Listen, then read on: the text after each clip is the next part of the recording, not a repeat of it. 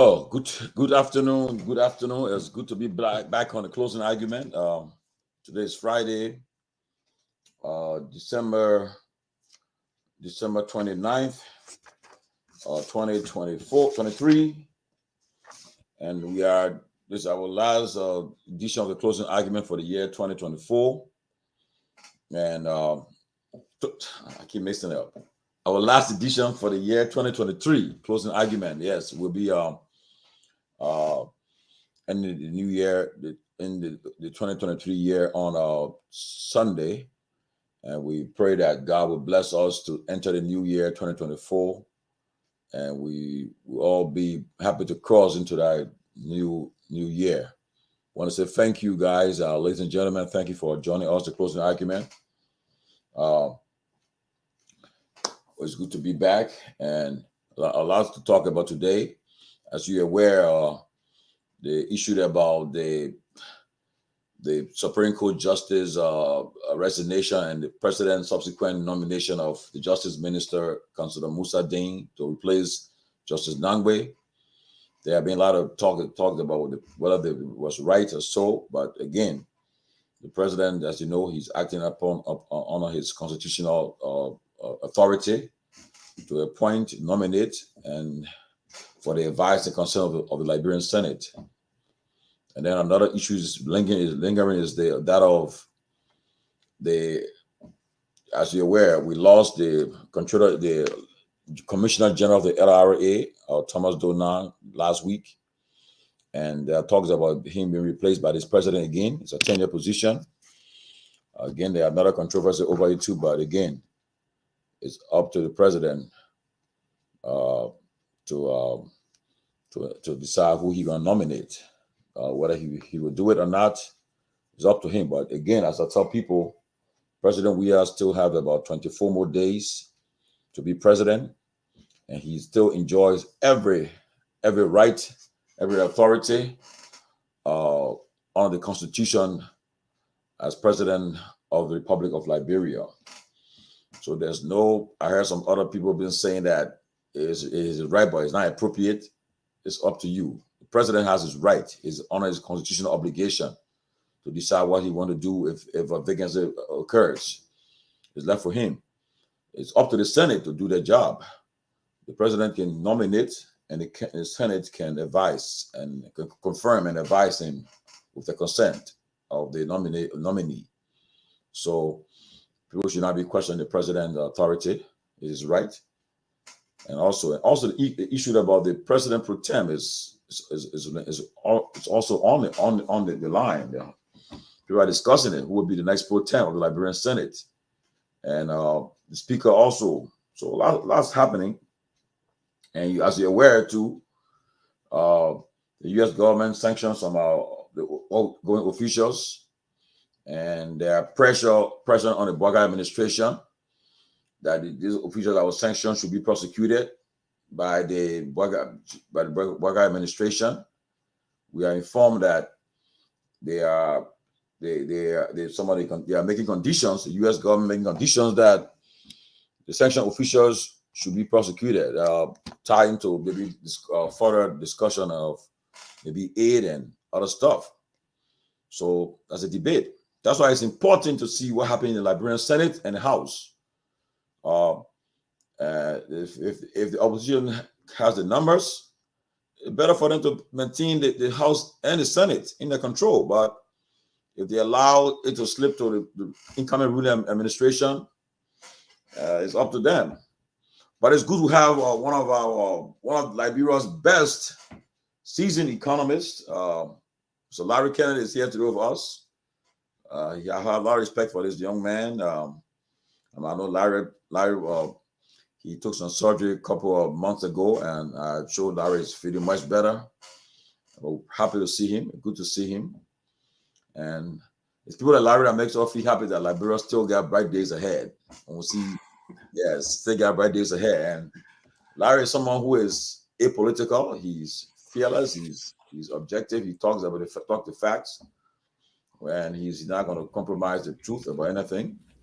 And we're happy that he will tell us more about the state of the Liberian economy and the expectations. Maybe we'll all have a discussion today, and also about the issue about the election that just that held and authority to appoint associate justice and the pending appointment of the LRA Commissioner General. For some of us who come from the school thought that the president is only he has the constitutional authority to make the appointment, and it's up there. That's why election has consequences, though. And it's important that and we happened in America. We saw it when Obama was about to leave office, and RDS, uh, RBG, when she passed. And at the time, the Republicans were controlling the Senate. And Mitch McConnell said he would not put up that nomination up for nomination. So he killed it, and that's why against Trump he had appointed 3 presidents to the Supreme Court. So again, the Liberian opposition that are going in the Senate and the House are there right now. They got to think. If you know that what's going to happen, you have the Unity Party and the Alliance got the executive branch, and you want to have where the country is divided. President elect Boga won 50.6% of the vote. President Weah got for the 49.3. It's a divided country. In order to govern, you need to come to the middle and negotiate and talk to the other side.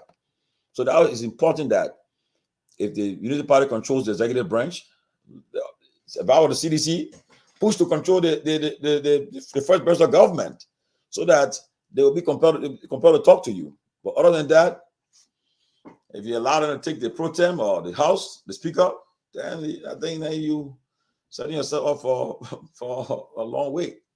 We got the experts here. They will help us to discuss these issues and break it down.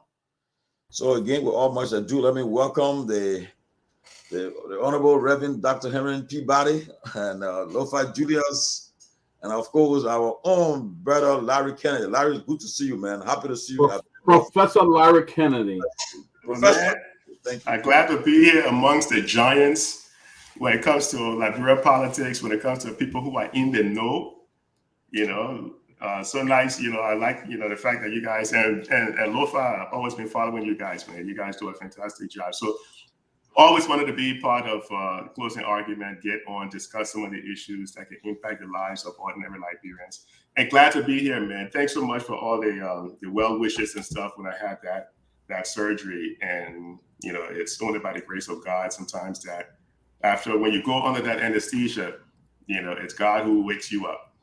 Nothing else happens unless God said, look, wake up. So so very thankful and grateful, but glad to be here, man. So much has been taking place, man. So much is happening in Liberia. So there's a lot for us to discuss. So nice to see you guys, man. Thank you, Larry. Thank you.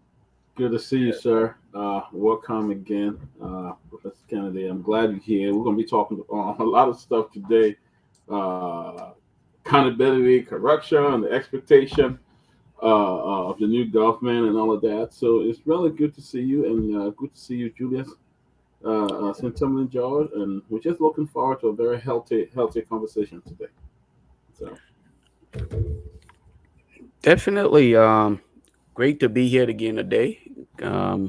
All glory to God first and foremost, and the opportunity to be out here. Great to have the opportunity to share the platform with Professor Kennedy and the rest of you guys as well. Tomalin, Peabody. It's a great day. A lot of things happen in Liberia. Hopefully, we don't end up having to, get this entire conversation today all cluttered with a lot more than our audience can consume, because a lot of things are happening. A lot of things. I don't know if we have the time to digest everything or even discuss them here today, but I mean, it's great to be here. I want to start off again, like I did last week. I hate to be one of those whom would be described as hypocrites. We talk about the consistency in issues that are discussed and the idea of following through until we get results. It appeared not to be one of the things that we have mastered in our day-to-day discussion, not just the closing argument, but most media or entities in Liberia. So today, again, I want to re-emphasize the death of um, Joshua, the young man who was killed as a result of electoral violence. And I think the Liberia National Police said they were investigating that. We are yet to hear anything about how far they are with the investigation.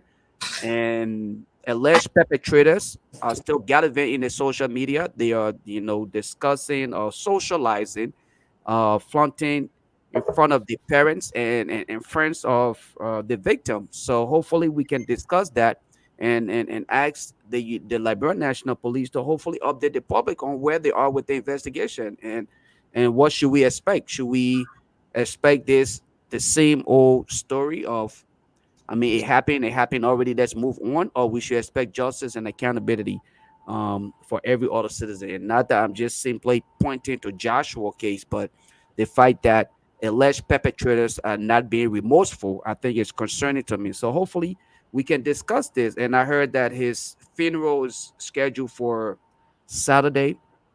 Sad young man that we had to lose him that way. But hopefully we can highlight that and emphasize on justice for Joshua.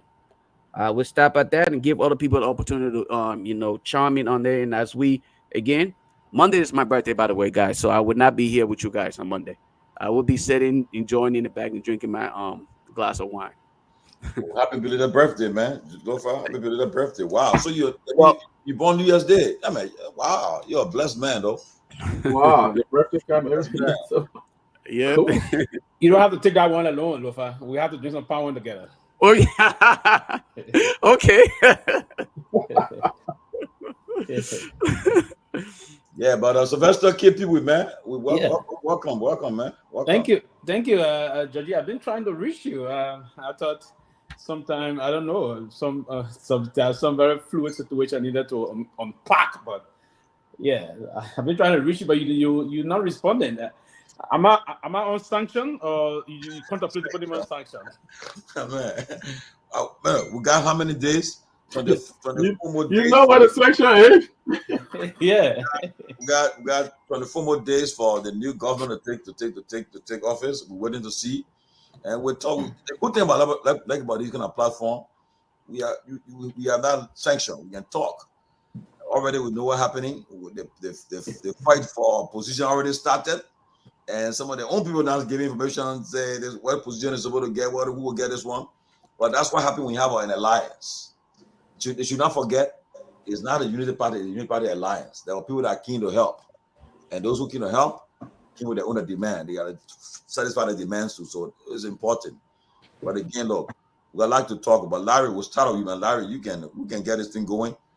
I mean, first since the election, tell us and all the things that happened, and the president used today that are trending about the appointment of the nomination of the Justice Minister to be Associate Justice, the sanction of the outgoing Finance Minister and others, and everything is on the table for discussion. And what's your thoughts, man? Give us some perspective about it.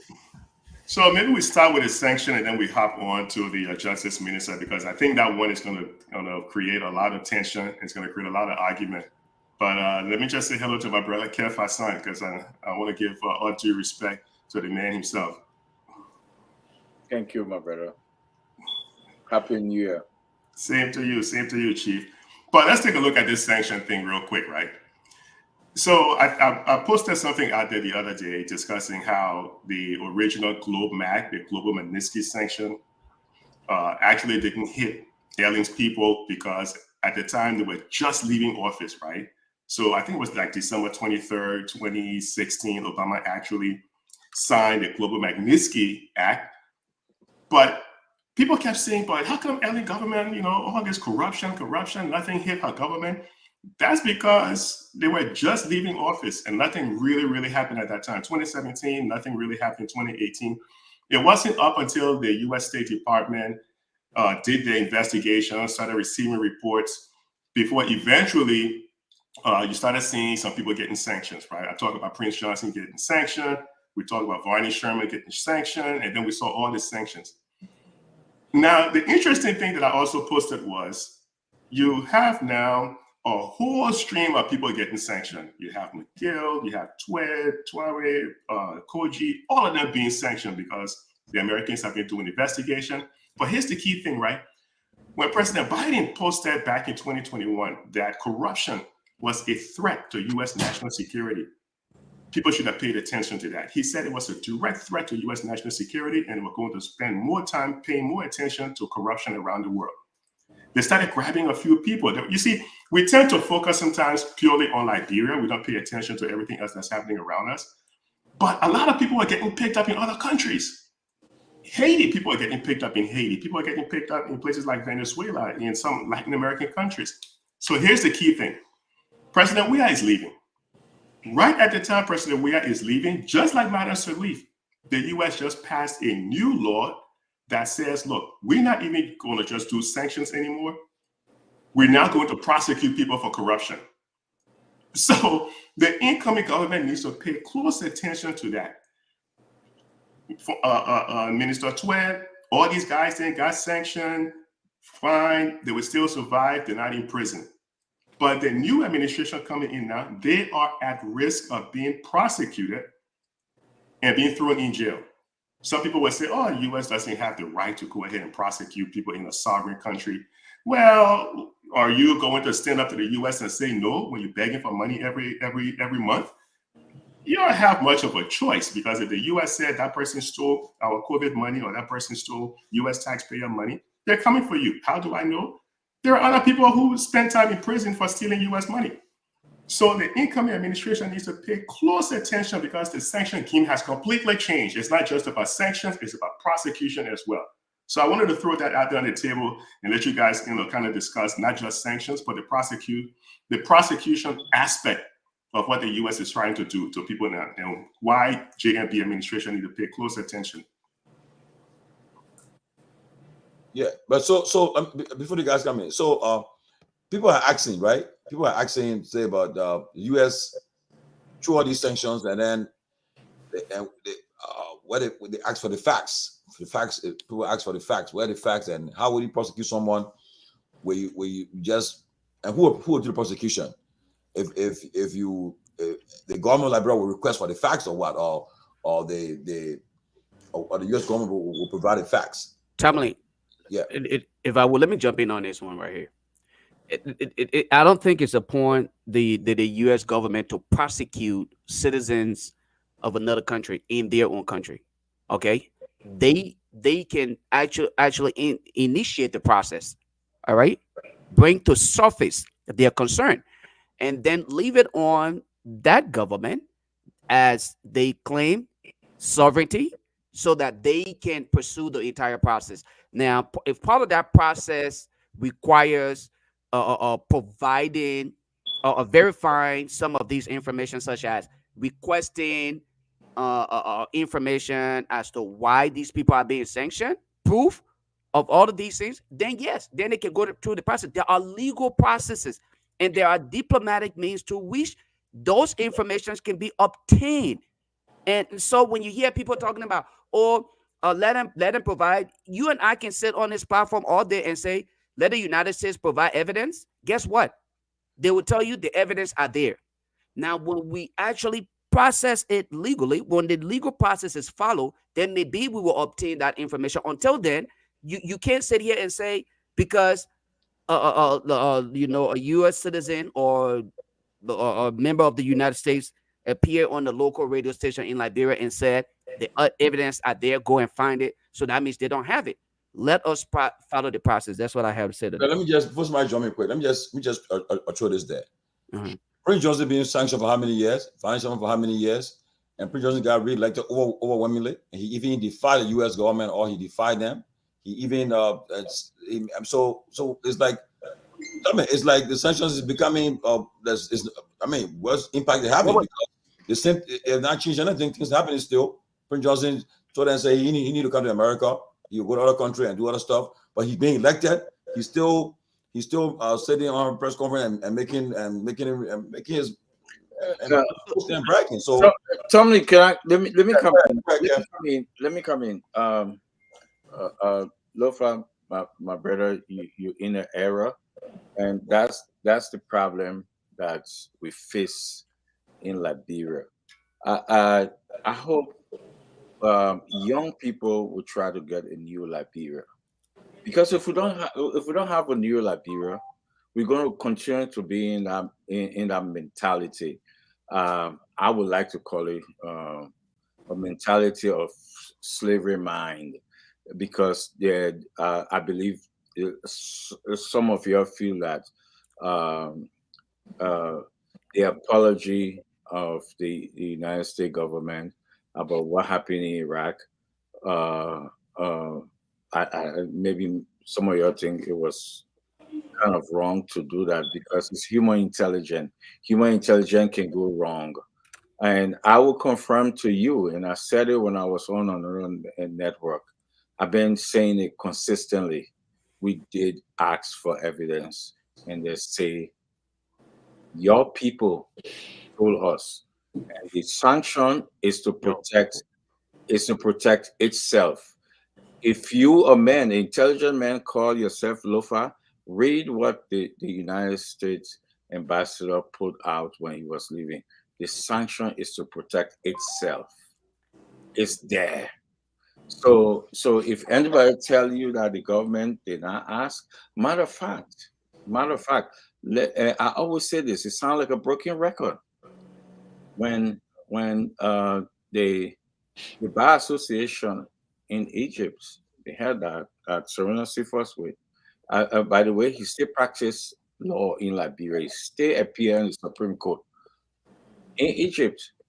They condemn the situation. I wish you can come on. Don't do that, Lofa, and go off. I want you to listen to this. I'm Yeah, here. no, I want you to listen to this, because some of the things that you guys saying, that's mixed up Liberia today. Um, when the bar association, go back and do your research. You know what they said? We condemn what happened with Serena Seafood, but we will only take him off if we have the evidence. They are in Egypt. They are not Liberians. He stay on the bar association. The European Bar Association, he's still there. We have to be serious and get out of this sick mentality thing that they do have.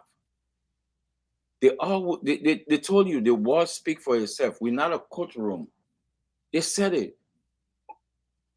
It's to protect itself. You bring it to us, we take it. You say John Paul is Kev, corrupt. what do you mean by to protect yourself? I'm trying to understand something. I'm trying.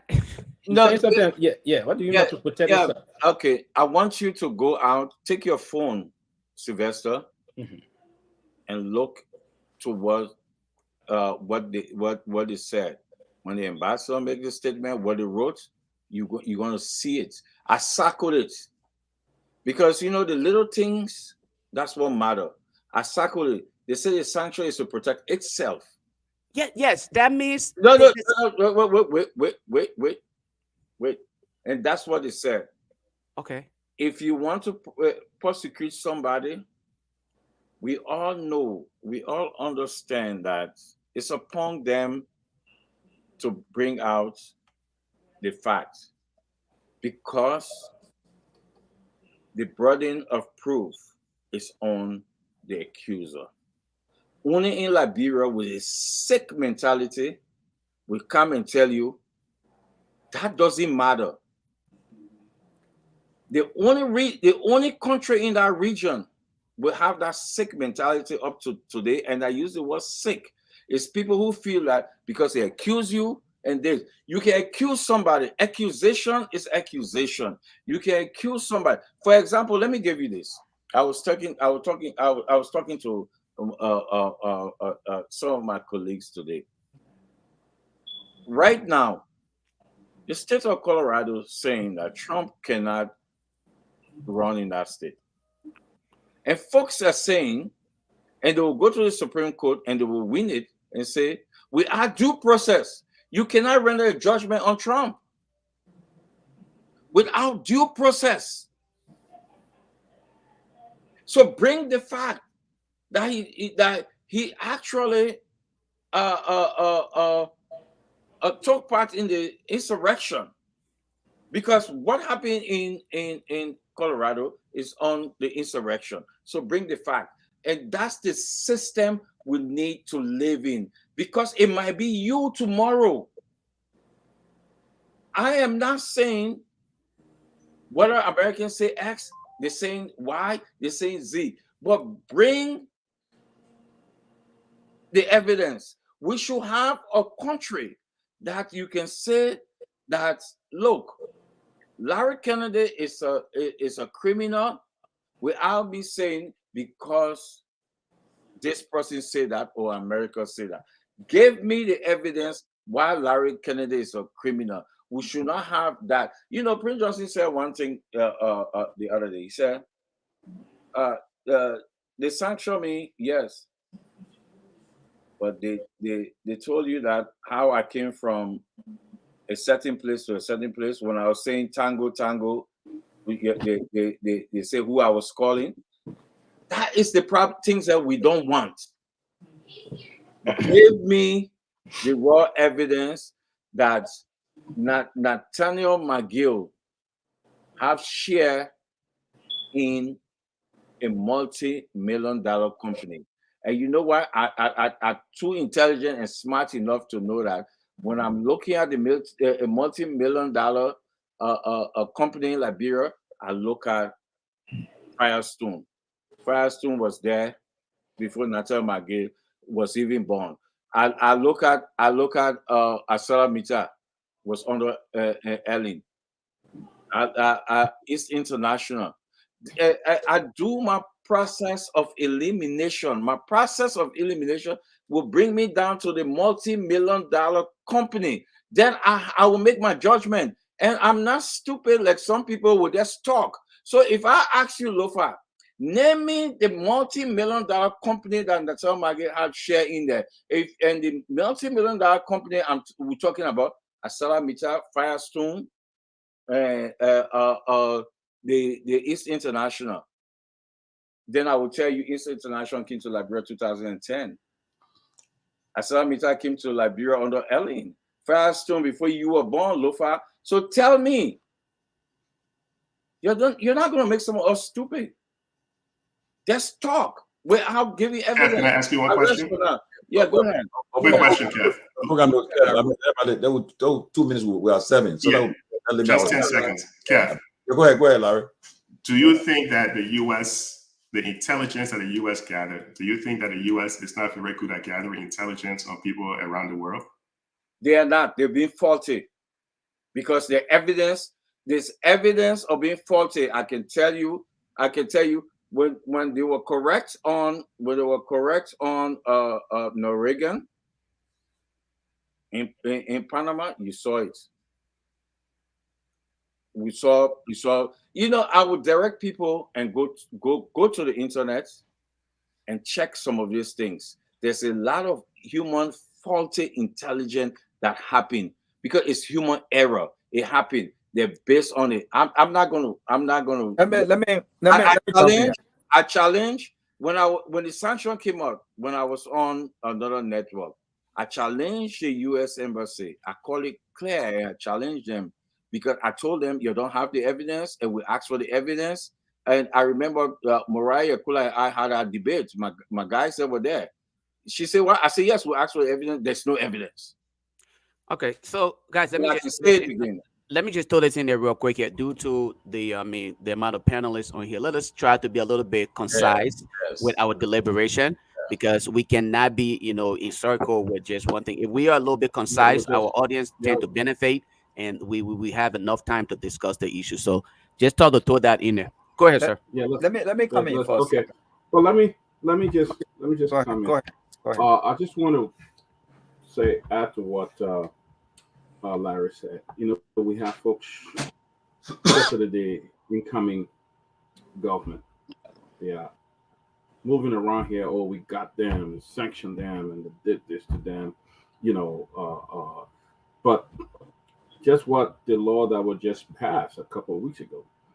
What folks gotta realize, a lot of them were in Ellen government 12 years ago. They're gonna be coming back.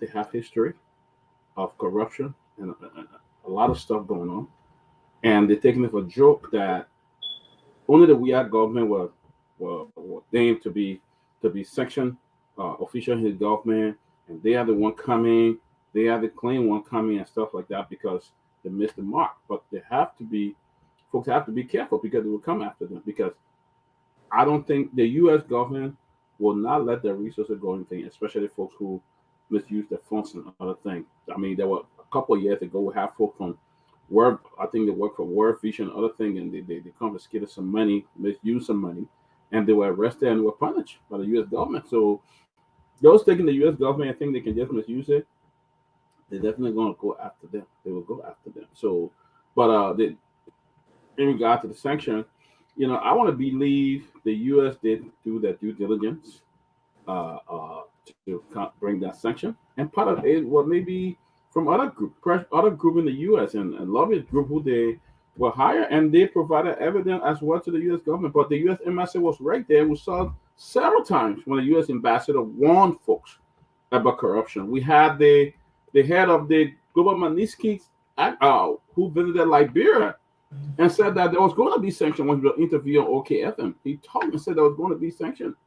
And people took it for joke. They forgot. So I think it's an important piece that the incoming government should take note as well, that they will go after you. Turning it back to you. Yeah, Rob, go ahead and I'll come in. Thank you. Look, let me say this. First, I will concur that the U.S. don't always get it right? But I have to disagree with Keff largely on some of what he said. And I'll give it an example. In 2020, the United States government under then President Donald Trump sanctioned top ICC officials. And they did so on grounds that that institution had attempted to investigate what was happening in Afghanistan and in Palestine, and in their effort to impact that investigation, there was a sanction issue, and that sanction was it basically had no merits, right? It was about the chief prosecutor attempt to investigate top U.S. officials.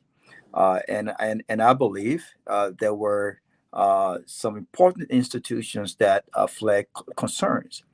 The United Nations issued a statement basically saying that they were concerned about the U.S. sanctions on these individuals because it was baseless, right? Why it is true that the U.S. don't always get it right. To answer the question as it relates to what can be done, it's not to just say nothing can be done and that the facts are out there. It was interesting the last, I think 2 weeks ago, I pointed out what the outgoing ambassador said when he spoke about these sanctions.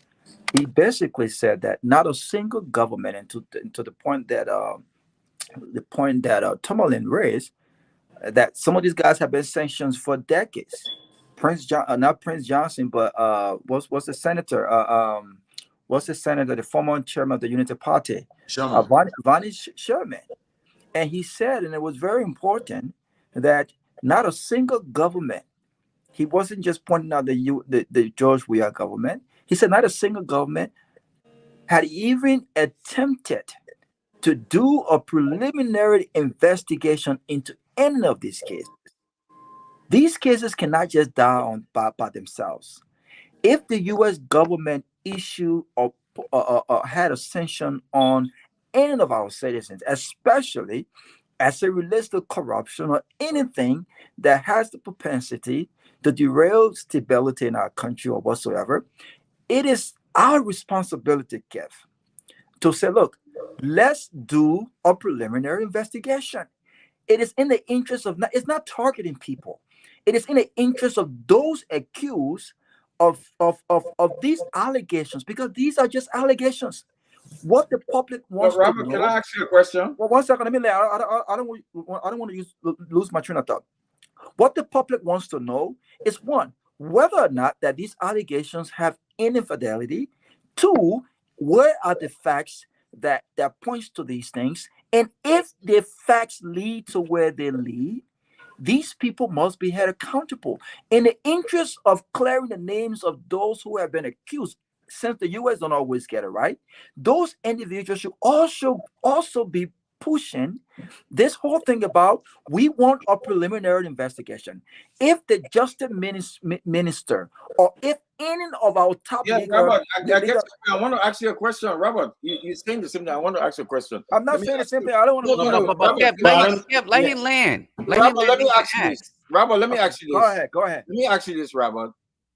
And part of the accusation saying that my girl have share in multi-million-dollar company. I want you, as somebody in authority, what would you do? Will you try to call Salamita and call other people? No. Here's what I would do. It's very simple. It's no brain surgery, right? Here's what I would do.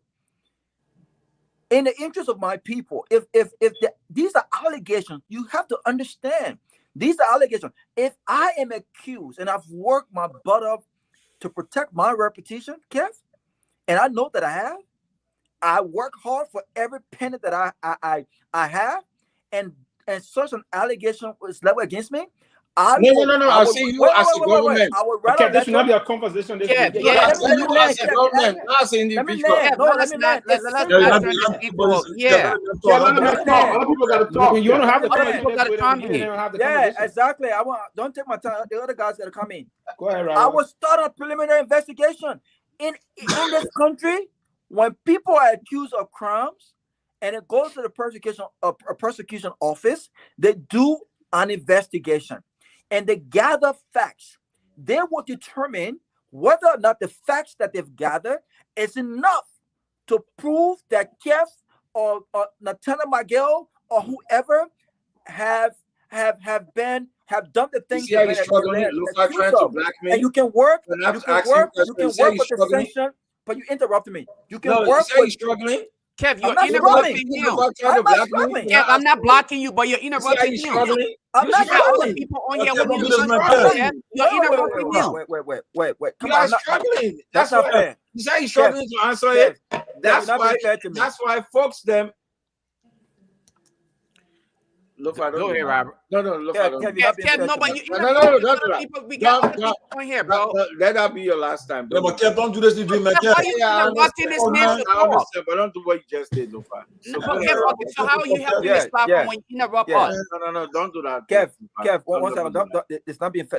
Let me. No, go ahead, Robert. Thank you. But look, it's simple. We have a legal authority. Look, these are Liberian citizens being accused. These are not American citizens. The Americans have no jurisdiction to persecute Liberian citizens being accused of alleged corruption. Their job is to say, look, these guys have been accused of what they've been accused of. We have a legal system. We must protect our citizens, and we must also hold them accountable. Do a preliminary investigation, get the facts, and if the facts does not point in as enough evidence to go to court and waste taxpayer money, then don't do so. However, if you think you have enough facts to go to court, let's go to court. I'll get me an attorney, and let us clear or hold those who have been alleged and have been committed these crimes accountable. If we went to court, we persecuted these cases based on the facts collected, and a jury found these guys not liable for the allegation against them, then let's ask the question to those who have issued these sanctions. What do they now do? That the country, our legal authority in the country, have persecuted these guys. They've had a day in court, and it's been proved that they're not guilty. But you can just sit back and say, you know what? Since I am elected official, I still have a job here. The allegation against me by the U.S. government means absolutely nothing. As long as I'm living my life in Liberia, I'm okay. This is the approach that we've taken. This is not the right approach. We have done absolutely nothing to either clear the names of our citizens being accused or hold them accountable. We need to hold them accountable, or we need to clear their name, and we need to persecute them. That's what we need to do. Thank you, Robert. Thank you. But I mean, again, let's hear from Peewee and Peabody. Peabody spoke on the issue, but let's hear from Peewee. Peewee, yeah. Yes, thank you, guys. A Merry Christmas to everybody and a Happy New Year. Listen, for me, this is the last time where we're having conversation on this issue. I say it's a very, from the diplomatic level, it's a very convoluted issue, very convoluted, and I only want to be going around it way. When it comes to the issue about intelligence about United States and the rest of it, Kev, I'll be one person to say to you that I do respect the U.S. when it comes to those things. Being globally, they will always be the lead on giving intelligence issue around the world. There's no, even in research methodology, we that do research, it's always going to be around 95%. The professor will say this to you. So no one will be accurate when it comes to those things. But yeah, is it? I'm very delighted today, Kev. You coming out and from this. If I had this information, I would have been one of those part of the government information dissemination arm. I would have said this ever since. I didn't know that the government asked for information time passed. We should have informed our people, the population of Liberia, that we asked the U.S. government for some evidence prima facie behind this process. That would have helped allay the fear of the public in terms of the government is pushing behind the scene diplomatically to ask on some of those requests. Mr. Kennedy says something that is very, very vital here. The process about, now, the only thing I want to add on what Mr. Kennedy said is that when this issue started back, it was not signed then by the U.S. president, but the investigation started. After it was signed, then it started to move on the sanction process. But here's what happened. What Mr. Kennedy said is that when Vani Sherman and the rest of the force got sanctioned, Vani Sherman got sanctioned from basically what unfolded in the past before the law came into some, right? So the issue about this, Big Ball 1, Big Ball 2, all those investigations to force collected, it enabled them to get the basic facts moving around most of those information. So it is important that we engage. And Madam Sally said one thing that I would take today. She said, America is not our traditional partner. They are our premier traditional partner. And the ambassador said this time to time. President Biden said this last time in an African America summit. What we need to do is to engage with the United States of America. In diplomacy, we got something we call reciprocity. We need to engage them. But one of the things I want to believe we always love to do as Liberians, let's say this today, we love to be too much subservient, and it's harming our diplomatic relation with the U.S. So oftentimes we remain quiet. What we needed to move to say, we don't say those things, we remain quiet. When they hit, they want to come back to say, we ask for this, we ask for that. Now, in diplomacy, continual conversation is important to avert or deflect a lot of possible things that will hit your government. You need to engage, continuously engage with your partners to see where are the problems. Now, in some time, diplomatically, they will communicate these things with you. So we need to know some of these things and request for the facts, provide the facts, and say, okay, this will help us. If we have want to do our own investigation. If we requested, it didn't give to us, we say, okay, we requested for the facts, but we conducted our own investigation. Yeah, the findings. We found out that all of the allegations that you brought against our government officials, we didn't see anything that could push us to go to court. But we will also hope, and so now we document some of these things and request them. We hope that you provide us with more evidence that will help us as a republic so that we can, because it's important also, there's got repetitional problem. There's a repetitional issue also in terms of moving with this kind of a line. The cloud that will hit on the states. When they happened to the RCC president, she herself came out. She said because she was sanctioned because she believes she's an African woman. And the UN came in her defense. What happened? Eventually things changed her.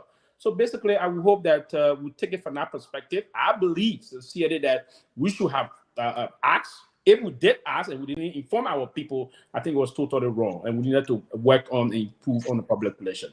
Okay. It's a news story I'm getting from Kev that we did ask, but we didn't tell our people that we asked. Okay, we don't operate in isolation of major okay, issues. so Professor Kennedy, I want you to close on this segment about this sanction. You said something, but also to let me ask the question as you close on it. The fact that the U.S. sanctioned the first officials, okay, people ask the question, but you just clarify it about the global Magnitsky sanction. It was coming into effect when President Salih was leaving office. So perhaps most of our officials escape it.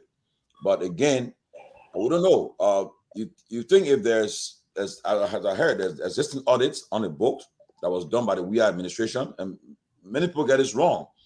We have sure they do some audit. A lot of audit was done, but again, two things happened. Whether the political will was there to go after the audits, to implement the audits, the outcome of the audits is another thing. But now, what do you think? The U.S. gave you sanctions, and then nothing happens, and people just see now it becoming like a joke. People say, "Well, they want to tell me not to come to America." It's almost like a restriction now, because when I check it, the sanction that Mayor Kuchi is on and Prince Johnson is different from what they put Tue and others on. They're on visa restrictions, and the others are on the sanction. Just help us there. There's somehow some clarity there. Can you provide some clarity since you've been reading into that area? So let me just take like a minute, like you said, so we can close on this segment. So a couple of things real quick. Look, the U.S. usually they have evidence on these things, right? Because it's not by accident that the former finance minister of Mozambique, Michael Chang, back in 2018, this guy ran a huge scam, right? In fact, the scam the guy ran led to the total economy in Mozambique collapsing. He was on his way, he was transiting through South Africa when the U.S. had the warrant out for him and they held him in South Africa. He was in a South African prison for almost 2 years. It was only up until July that the U.S. managed to extradite him from South Africa. Now he's over in New York, standing trial. In fact, he's over in New York pretending that he doesn't speak English or anything like that, right? But he's over in New York right now standing trial for some of the stuff that he was sanctioned for and some of the stuff that the U.S. accused him for. So it's not that they don't have evidence. They do have evidence, but some of these cases, they don't really pursue them. But like I mentioned earlier on, the game has changed.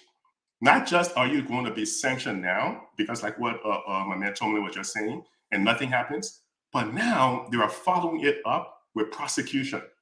So we have people are pretty much, I don't want to say 100% that they clear, but the incoming administration, they have the Global Magnitsky, they have the Foreign Corrupt Practices Act, and now they have this new law that just came out in December, that not only are you going to be sanctioned, but you're going to be prosecuted. So like people are saying, nothing happened, the sanction this and sanction that. The U.S. is really concerned about money laundering using corruption because a lot of the U.S. dollars are being stolen, and the U.S. is concerned about people like Hezbollah. Hezbollah has one of their financier guys based in Liberia. He's sanctioned. He's on the list. He's based in Liberia. He's also based in Sierra Leone. So these are some of the things that the game has changed. Not only are you going to be sanctioned now, but you can also be prosecuted with this new law that came into place. So I know you want to move on, so I'm not going to spend too much time on that. No, Larry, please, Tommy, I beg you, my brother, can you give me 30 seconds? I do understand the Mozambican thing you just said. Let's see, the finance minister, yes, for Mozambique, they call it the missing money. There's a lot of scheme went on in loan, but they provided evidence to the Mozambican government. I follow that story. They provided evidence. As we speak, there's a proceeding going on in Mozambique. In Mozambique, I witnessed it. By the way, my wife is from Mozambique, so I understand that situation, right? I understand that the whole government. Matter of fact, the former government son is part of that thing. You understand? You agree with me, Larry? There. So, but the evidence are there. The evidence are there. There was a scheme that went on to take money and they share it. So the evidence are there. They provided the evidence. So I understand what's going on in Mozambique. My wife is there right now, so speak. I understand what's going on in Mozambique. The ambassador of Mozambique is a personal friend to me. The ambassador, the former ambassador for Mozambique is a personal friend. The ambassador right now to Mozambique is a personal friend. We go to dinner together. They come to my house. Folks that work in the World Bank in Mozambique come to my house. I will just explain to Dr. Peabody and Tomalin what folks that work in the World Bank said about our decision in electing GMB. They know exactly. So I understand that. I just want to correct that. So continue, my brother. Yeah, I mean, as we close it, but Larry said something that I think I heard the Congress came out with that law recently. It's true though. That means if you are now, from what I'm understanding, maybe if I'm wrong, explain to me better. That the U.S. sanction you, and if your government is not trying to go after you, if you travel somewhere and you enter that dragnet, they can grab you. So that's what the U.S. is going to grab your soul. So that's what I'm understanding. But again, Larry, just close. You're not going to say they're going to close on it about that, that's what the law is saying right now. I got a quick question for Keff real quick, if you don't mind. Yeah, go ahead. Hopefully he can use at least 30 seconds. Tomalin, excuse me, not Tomalin, but Keff, what was the process used to request this information that you're seeking from the U.S. government? What was the process that we used to obtain the information you're speaking to, the facts that you continue to highlight here that was never provided? Evidence, as you claim. You remember there was a picture that you saw immediately after McGill evidence. The ambassador went to see the president, right? Yes. Larry, you remember that picture? You guys remember that picture, right? I don't. Oh, you guys didn't see that picture? You remember that picture? I saw after the session McGill, I saw the president and that picture went there. Yeah. So that was the. So when you went there, what that happened? There was a meeting with the president and the ambassador. You see, the problem with you guys, you don't do your research. You go in without your biasness. That simple with your decision, and end up and making false information. So you I will not blame Larry because Larry is a thorough guy. So I believe. But go ahead and search for it. We need to make him move on it. But the man's asking whether that was the time that the U.S. government requested. Is that the legal process to obtaining such verification? Yes, because when you yes, that's a diplomatic thing. When you have there's a thing you talk with the ambassador because the ambassador is a legal representation in your country for your government. So you can ask that question if you don't know that. Okay. Lofa. Okay. I will stop here. Let me not try to derail this entire process conversation. So, let me not. Let's talk about this issue now. This is an issue that's trending. People are questioning the president's authority to appoint the Associate Justice of the Supreme Court with 25 days remaining for the new government to take office. Now, Justin Nangbe, he's been sick for more than a year in Ghana. And it was his right to ask the president, say, look, I'm not well, and I don't think I can make it continue to function. So, I want to tell my resignation. And so President he had a choice to either wait. So but it's his constitutional right. He's still president until January 22nd, 12:01 p.m. So he decided to exercise his authority. His constitution provides him that he can nominate and seek the advice and consent of the Senate.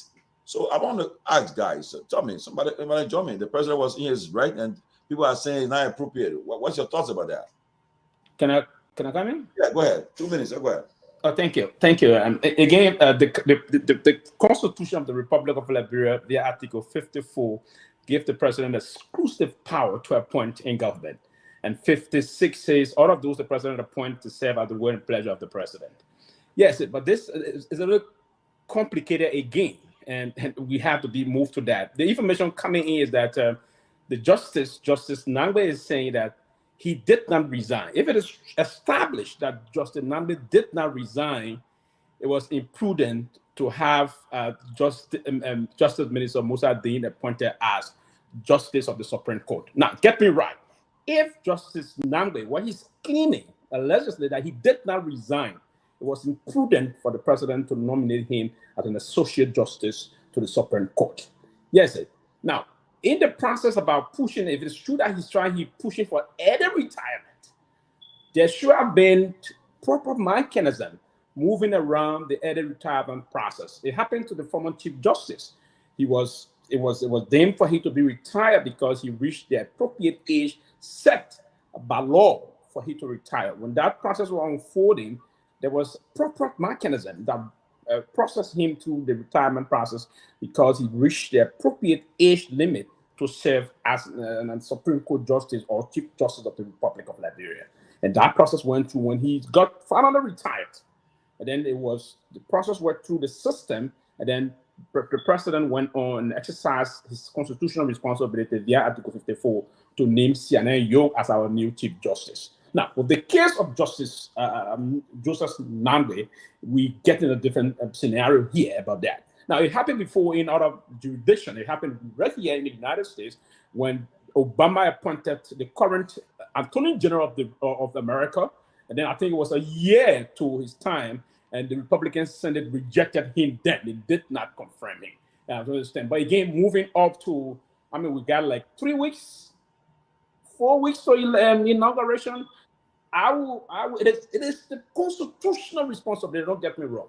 It is the constitutional responsibility of the president to exercise his powers during the time moving on. But again, the president will have to nominate and the Senate will have to move to consent in terms of the confirmation process. But what we hear, if it is true that he did not resign, it was not correct to have another person appointed. And he did resign.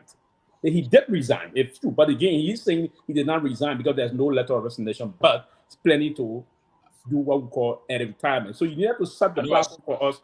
And before I conclude, you need to set the platform first and foremost to say, okay, here's what we got, and he resigned or he did not resign. So it will inform the panelists in having a structured discussion in terms of that process. But my information I gather is that somebody from his office said that he did not resign, but he's pushing in for early retirement. In that case, it was improper. It was imprudent to have another person nominated while he stayed in the seat as associate justice. I don't know. I said somebody. I know. I did see. I saw a letter that from the associate justice in question where he asked him, the president, that Thomas is ill in health. I hope we can find a letter before the show ends. Yeah, ailing health and planning for early retirement. No. Sylvester, you get it wrong. He did. Yeah. Provide information. He did ask for early retirement. Mm-hmm. He wrote a letter. It was on the 21st. Mm-hmm. He wrote a letter and asked for early retirement due to a health condition that he will no longer be able to serve as a associate justice at the Supreme Court. Kev, 1 minute. Wait. He resigned that letter. Wait now. Let me finish now. Yes. That he will no longer. That he wanted to be to be relieved of his post, and the government grant him that. No, I come in. Did he resign in that letter? Listen now, it works matter.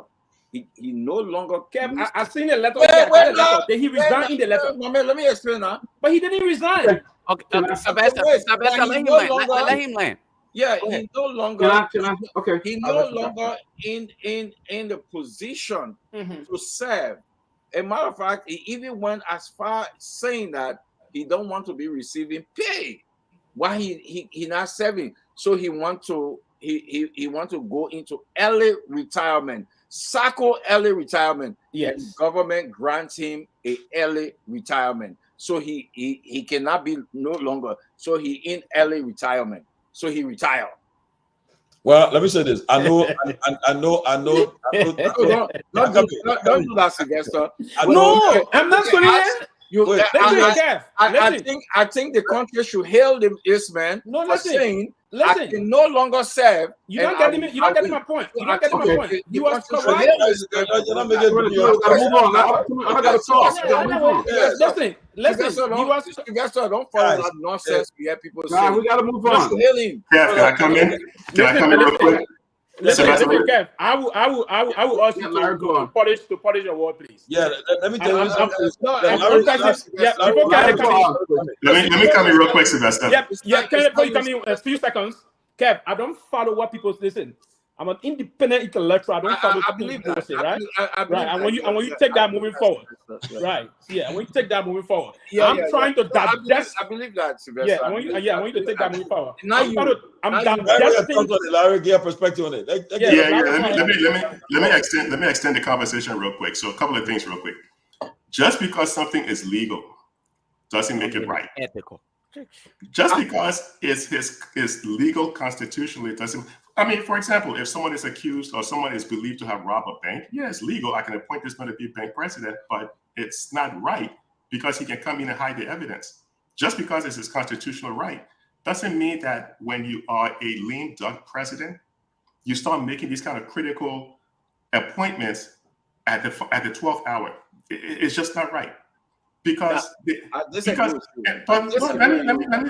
finish this out real quick. So check this out. But check this out. If I am George Weah or I'm on George Weah's side, I think this is a brilliant move. You know why? Because if anyone is looking to push anything that has to do with asset recovery, that has to do any kind of legal thing that's going to come after me, it's going to die at the Supreme Court. Because I would stack the Supreme Court with people who are in my favor, and I would kill it right there. If I'm George Weah, brilliant move. If I'm Boycott, I'm kind of, screaming or hollering, this is wrong. Because if your game plan is to fight corruption and you're looking to kind of go after the current administration, you're not going to succeed, because if they put it up to a thing at the Supreme Court. Larry, can I ask you a question, please, my brother? Can I ask you a question? Sure. I mean, you ask everybody a question, you take all the time. It is legal, Larry. Yeah, sorry, Peabody. I beg you, my brother. Sorry. It is legal. So let me repeat myself real quick. Again, it is legal constitutionally, but it doesn't make it right. Just because it is legal constitutionally doesn't make something right. So because when laws are crafted, Larry, is it on legal base or sentiments or something? How are we going to run our? It is unethical. It is immoral. It is not morally right to do something like that. That's what I'm basing it on. It's legal. Can legal be unethical? Of course. Yes. Let me give you an example. Let me give you an example real quick. A man walked, let's say, for example, a town is all in fire because some young girl got raped. A stranger walked into the town. The sheriff sees the stranger. The sheriff says, okay, you know something? The people in this town are looking to arrest somebody. The sheriff goes and arrests that person. The sheriff is in his legal right to arrest that person. But is it ethically right? Is it morally right? No. Because the man doesn't know what happened. He just walked into the town and they're looking to find a scapegoat. It's the organic law. You have to understand ethics. Ethical. Is the organic law of the land go legal or ethical? Let me finish this up so we don't, go like, what we call round robin. So let me say this real quick. Again, just because something is constitutional or legal, you see, the people who actually put together the Constitution, they can't think about all the different scenarios, right? You started off earlier discussing the issues with what happened with President Trump in Maine, in Colorado, and all of these things. Remember now, that law in the U.S. Constitution was based on insurrection during the Civil War. They didn't think about they didn't think about Donald Trump back then. No. They didn't think it was going to happen. So when people write these laws, they cannot actually put all the different scenarios in there. But again, listen, Keff, I said if I was on President Weah's team, if I was in his camp, it's a smart move. I would tell President Weah, you know what? Meet as many people as you possibly can and stack the court as pay off judges if you like. I don't think, it's a brilliant move on his part because it's legal, it's within his right. But we know it is ethically wrong. If I'm on Boycott's side, I'm telling Boycott right now, look, you need to do something about this. Especially, I know we're going to come to the conversation about the speaker and all that stuff. Especially putting someone who is not. The president of Liberia should follow the Constitution. But Keff, I don't argue with him against that. May I answer the question? It may agree, but message politically is in the interest of the president to do what he did. Absolutely. Keff, that's why you need to follow. I agree with you. He's doing what is legally right. Mitch McConnell did that in the country. Yeah, Mitch did that. Just give him a chance. You can't continue to do it. Today, man. Can everybody get it for a talk, man? I'm sorry, guys. We are agreeing. We are agreeing, but you fail to kind of see it from my perspective. You know, something that is extremely difficult is like a paradigm. If for me to kind of see things, it's for me to see things from Tomalin's perspective. Tomalin is doing something. For me to kind of walk a mile in his shoes, it's difficult for a lot of people to do. I am agreeing with you, but still somehow you can't seem to accept the fact that I'm agreeing with you that he's doing what is legally right. But you don't seem to understand that I'm saying that it's unethical.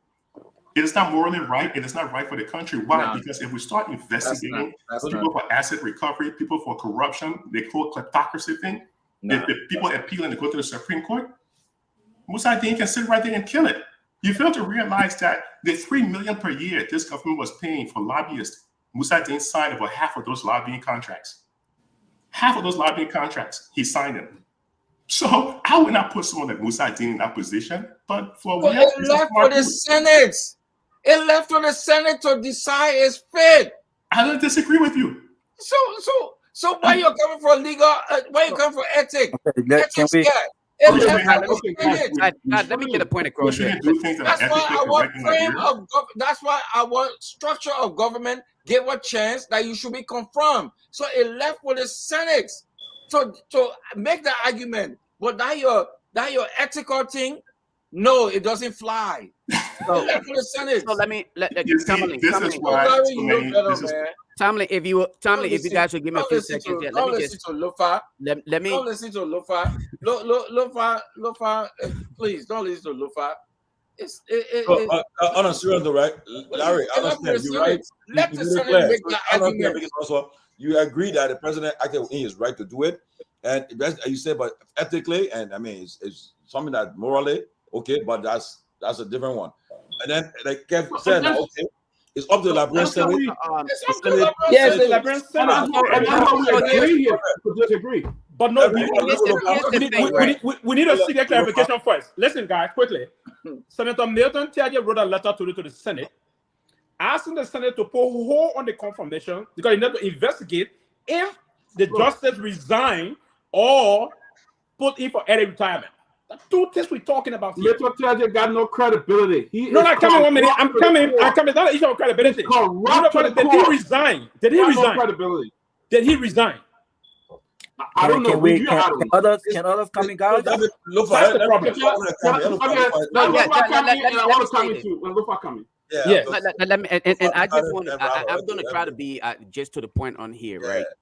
Part of the reason why this platform is heavily followed is because of the opportunity to learn, educate, and let us utilize that to the fullest and not deviate. When we start the mumbo jumbo, interrupt each other here, it takes away from the quality of this program, and people run away and follow things that are just sensationalized. We don't want to do that. We want to focus on the point. We can disagree here.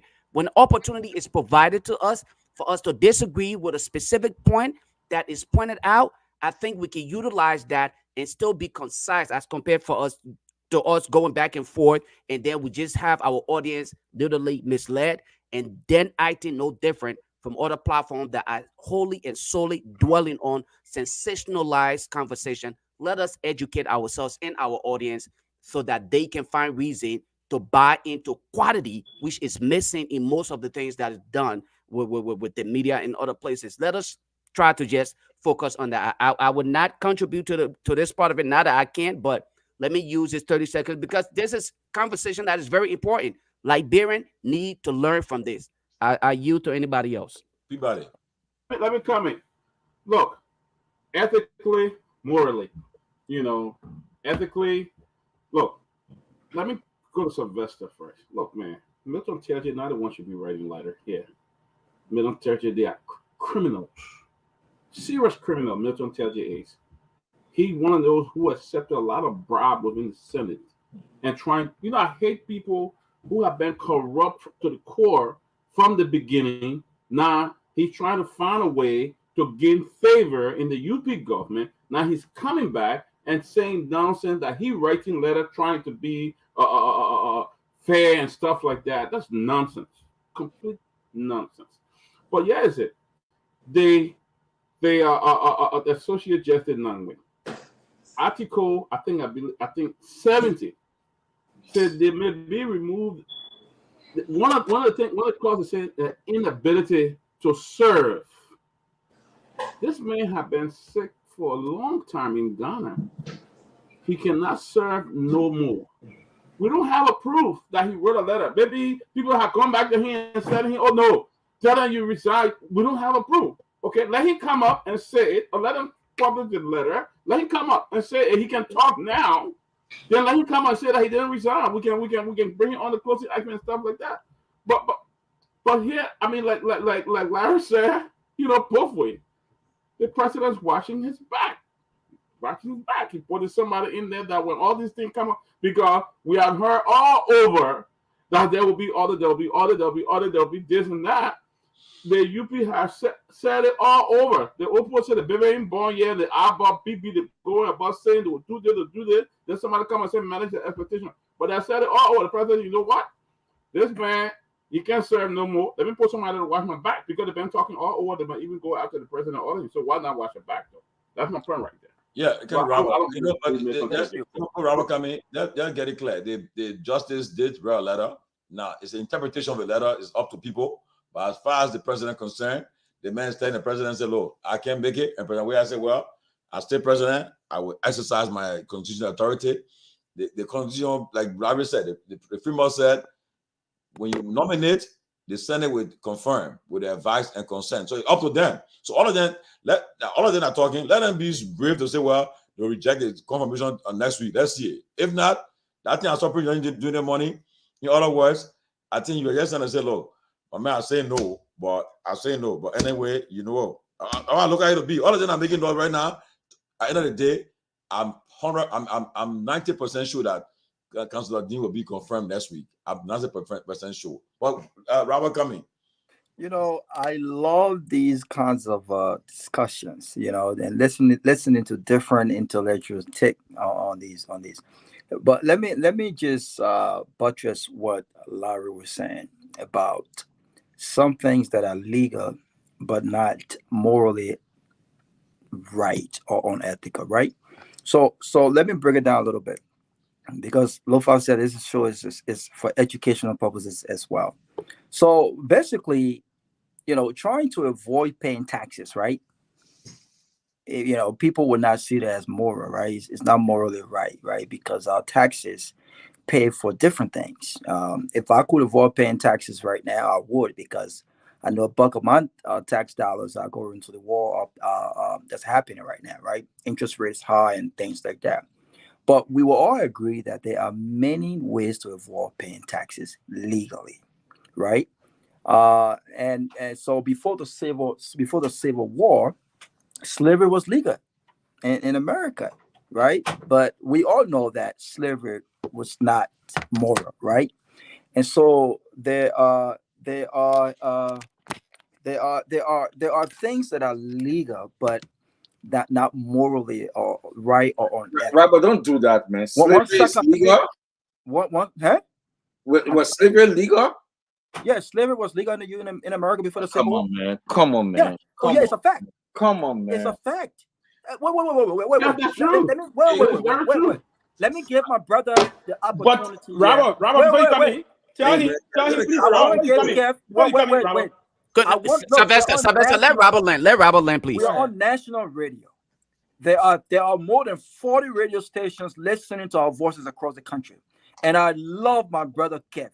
So I want to give you the opportunity again to say that slavery before the Civil War was completely legal in these United States. It's a well-known fact. Mm-hmm. I don't want you to seem like you're arguing against that fact. Are you arguing? Okay, can I? Robert, let's continue. I think he. No. Lofa, we're having a good discussion here. Okay, that's good. Quickly, listen. Quickly, are you arguing? It doesn't mean because America. In America, say it was legal, that it was legal globally. But he was talking about America. In America. The difference is we are migrating another person or taking people forcibly from another land to another land. So they are their own laws. It's different. Okay. But he said in the United States. Liberia are one country. Slavery is moving from one people to another people. They fix their own law. Their own law doesn't mean it was legal globally. Okay, legal globally. It's different. Okay, thank you. Liberia is Liberia. Okay, Liberia, that one country. So it's different. Don't compare slavery. Don't do that.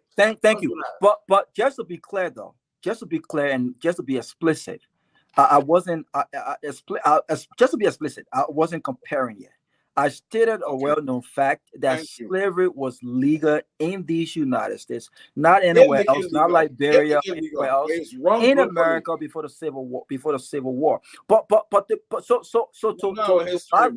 So to Larry's point, there are things that are legal, right? But it doesn't always make it right. To his point, but let me just say this: the president did nothing. He did what is within his constitutional right to appoint. And you know what? The first time I heard of this, I will say publicly.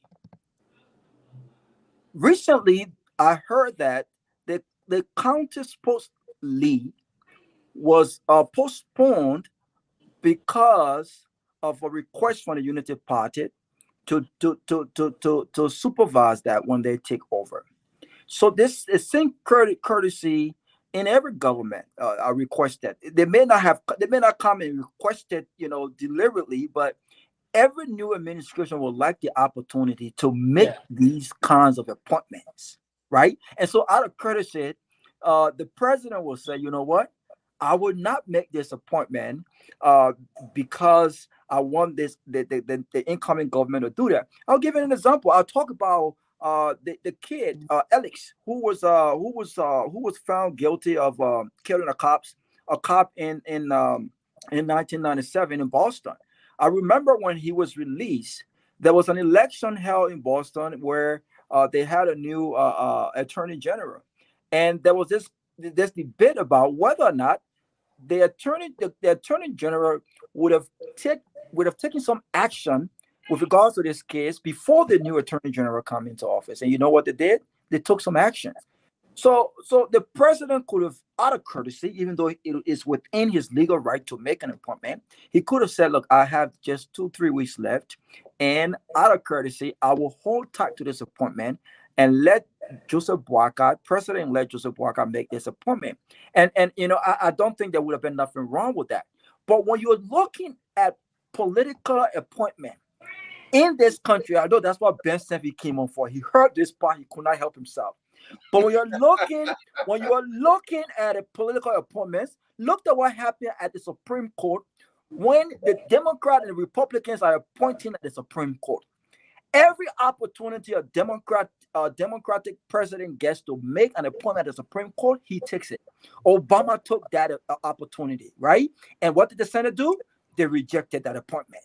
And the new government came and made his own appointment. So I think we don't have a two-system government yet, where appointments at the Supreme Court is seen as political, where you are looking at these integral political issues, right? And you need some sort of interest on the bench, right?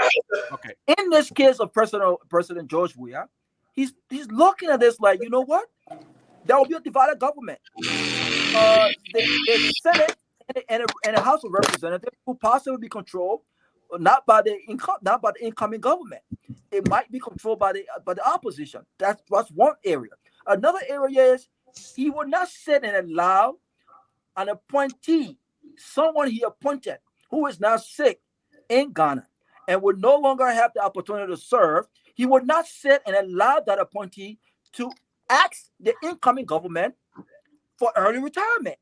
If anything, he would appreciate this guy who he appointed in 2018, ask him for the early retirement and give him the opportunity to make his own appointment. Okay. George Weah is protecting his own legacy. He's protecting his interests. And you should also remember there's a strong possibility that George Weah could run again come 2029. And he needs to do these things. And so to all of our point, I don't think no one would disagree that there is nothing illegal about this, right? But the question is, out of courtesy, could the president have just waived this appointment to Joseph Boakai?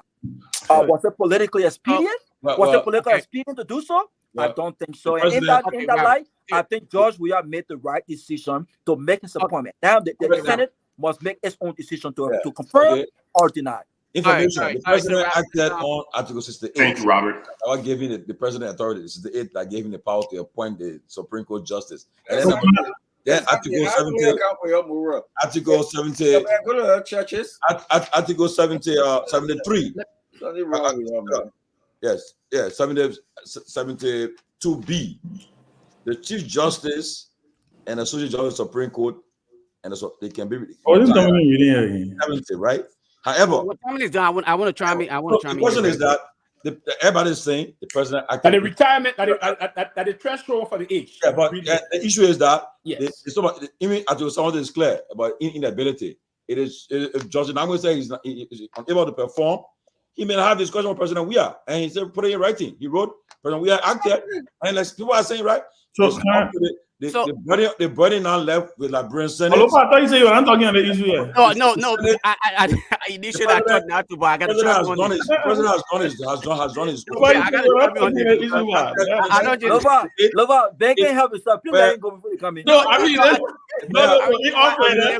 because I'm here. You know what? He was asleep when he woke up. And now the Senate should do their job. So that's why I repeat again.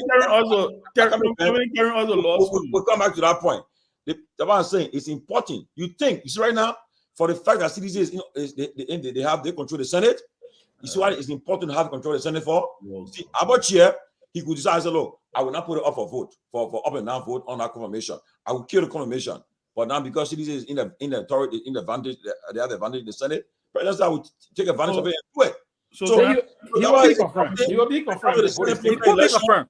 Too many leave people your Senate protein election story. You don't think I say no. But look, first of all, let me say for the record, I didn't come on because of the topic. I was running late. I did tell you guys I was running.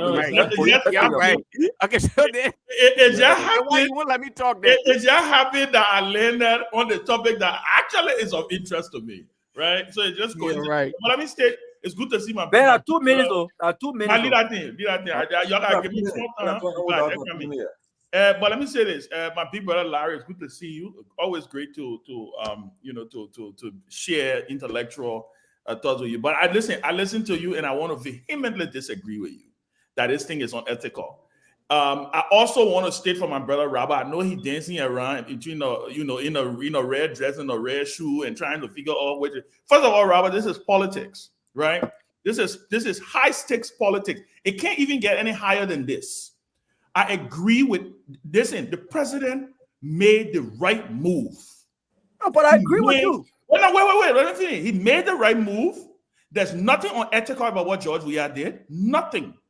Absolutely nothing unethical. That's my opinion. Let me tell you why I believe so.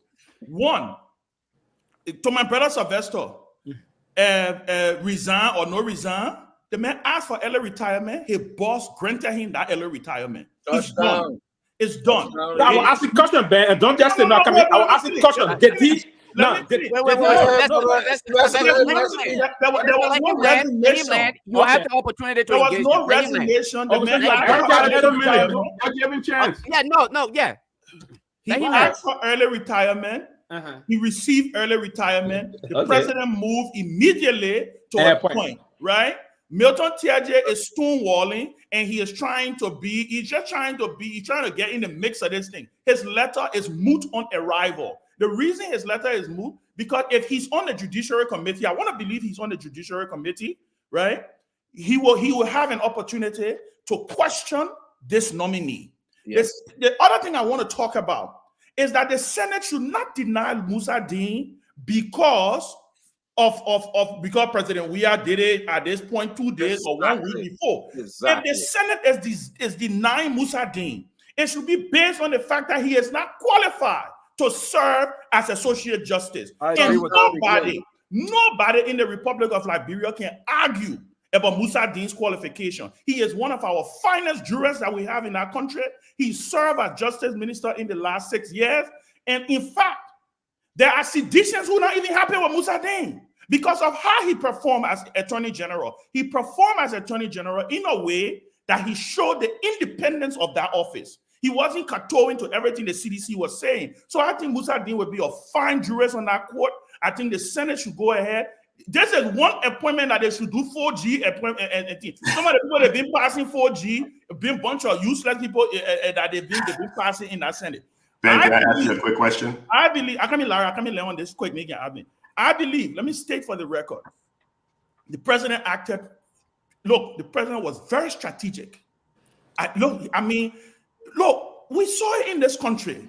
Barack Obama did not act unethically when he nominated the current attorney general. Right? Exactly. He was not. The only thing that stopped that appointment was because the Democrats did not control the House. And guess what? When Sandra Day O'Connor, not Sandra, who the woman that died? Ruth Bader Ginsburg, right? The Democrats, Ruth Bader Ginsburg should have resigned and asked for early retirement. Exactly. She did not. When Barack was president, you know what she said? She was hopeful that Hillary Clinton will win the election. But she decided that she was not going to get her early retirement to resign. Guess what? She lived.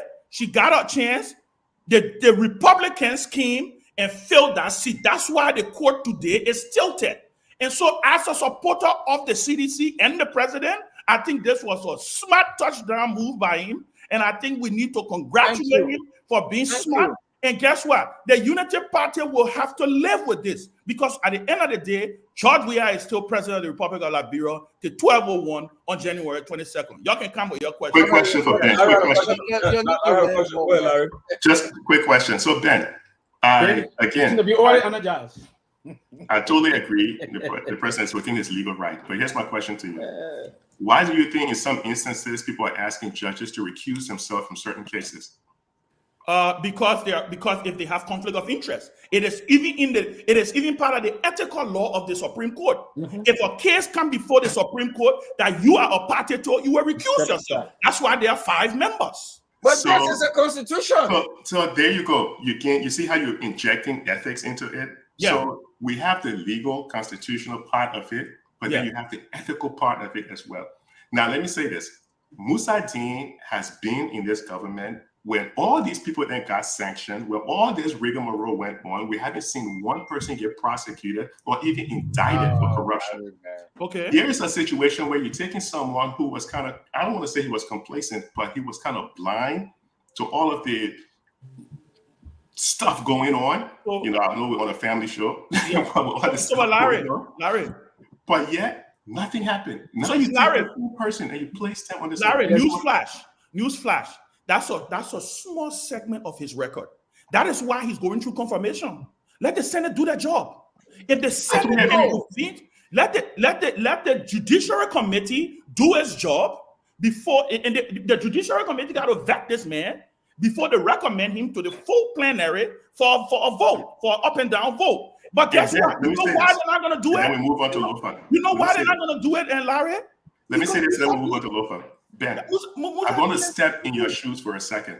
Yeah. I totally agree with you. If I was advising George Weah, I said, look, Brother Weah, this is the best movie you ever made. Listen, I think it was a touchdown. With all the talks that's going on. That's why I called the president to congratulate him, to tell him thank you, sir, for this. You're going to kill it. I think it's a brilliant. But again, if I'm taking a step on the boycott side, I'm looking at it and I'm going to the Senate. Y'all need to do your job, because if you don't do your job and blocking this confirmation, that's going to be hell to pay. So you have to stick a walk in each person's shoes, make that paradigm, right? Kind of see it from their perspective. Brilliant move by Weah is within his constitution. And you know something, Larry? Larry, if we had President Joe Buckeye, he would do the same thing. He will pull this move. That's why. Hold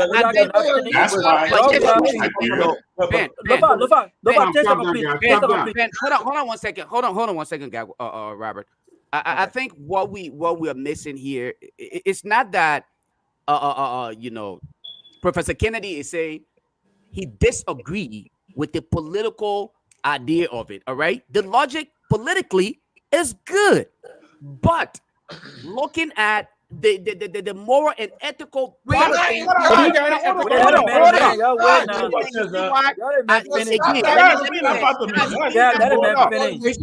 part of the reason why. This why I use my time. That's why I use my time. Let me land. You see, I use my time, and you still wouldn't even respect me to just land on one statement. Come on, Kev. Take a sip of water, bro. But here's my thing, right? Why it is true that the chess game, the political chess game that is being played here, President Weah may have played it to the best of his ability, and he will be credited for that political move. But when we look at it from the ethical and moral part of it, we are at a disadvantage because we know those who hold on, guys, let me land. We know those who give me 10 seconds. Let me I'll give you 30 seconds. I will give you 30 seconds if you need it. But here's the thing, right? We are looking at those in position at the Senate. What is it that they possess to oppose this idea or reject it? You and I know within ourselves that the individuals who represent the general population don't possess what it takes. They don't have it. So at the end of the day, the move that was made by President Weah, the political move will end up advantageous to him and the CDC because our representatives, our senators, I should say, don't have what it takes to actually reject the nomination. But if this individual in the now retire, as it is stated, what we want to assume, he retired because it was accepted, the resignation letter was sent, or the request to retire was submitted, and the president accepted it. So at this point, we must acknowledge that he is retired. So that leaves the president with the authority to not recommend somebody else in his replace, because we cannot leave the place open and just void. So the president was left. We're not letting you nominate the president. Let me provide information. Right? Okay. In 2017, right? There was a new NASCAR Act. It passed a NASCAR Act that granted the NASCAR boss tenure position. Now, what it did, it was passed a few weeks before the 2017 election. So President Weah had no say in who became the NASCAR boss. The guy who was there was appointed by the President Salih. So President Weah had no choice but to accept it and move on. So today, he worked with the president. Yeah, but Tomalin, can we get? I want Larry them to explain to the country this moral and ethical argument. What is unethical and what is immoral? The fact that George Weah. No, let me lay the basis of my question. 10 seconds. The two of you, right? I just want to lay the basis of my question. The two, Lofa and Larry, the two of them bringing the ethical issue here, and I think by extension, Robert. Maybe they should bring him. No. That's why you gotta apologize to me. No, don't misquote me. Okay. Sorry, Robert. Sorry. Tell me sorry. This is national radio, sir. But I want to know what is unethical about this appointment. Is it because George Weah got less than 30 days in office? Does that make it unethical? That's the moral aspect of it. Let me say this. Larry, I want to know about ethics. I want to add this on Ben. There's nothing unethical here. I want to add this on Ben. Let me say this. Morally, it's not right for Ben Johnson to be holding this press conference, right? I mean, that's just another story. Yeah, but we gotta bring that. We gotta talk about that for a minute. I want to talk about that. But constitutionally, he's right. Imagine President Johnson talking about justice for people who die. Well, I know. I want to talk about that. Right to speak, Larry. I want you to add that on when you're speaking. Tomorrow, and Larry, I beg you. I want to hear your ethical argument. Yeah. So, real quick. First of all, and I'll answer your question, and it'll be real quick. But let me say this: if you want to change Liberia, you need to start teaching moral and ethics to the young people. I would start like age 5. So as they grow up through the society, by the time they hit teenage, like the teenage years, and by the time they start going to public service, they will understand the difference between right and wrong. So let me answer Ben's question. You have someone who has been part of this government, who has signed on to a lot of the agreements this government has signed on, who's never prosecuted anyone who has been linked to any form of corruption, who there were blatant evidence of corruption taking place, but they never pursued anything, who is right now linked to some diamond scam or scheme or something going on. I know these are all allegations and stuff, right? They're all allegations. But when you have someone like that who seems to be so closely linked and who never prosecuted anyone, I don't think this person would be sort of a good arbiter. It would be someone who would be good in terms of rendering judgment. If President-elect Boyka were to bring on a case for asset recovery or bring on a case for corruption or bring on a case for anything, if that case were to land at the Supreme Court, I don't believe Musa Dean would see it within himself to follow the law, because we know the judicial system in Liberia is weak. Because why? He was part of this kleptocracy. That's why I think it's unethical to name someone who was part of this gang. It's like me taking Alibaba and telling him to put one of his people there on the bench. It's not going to fly.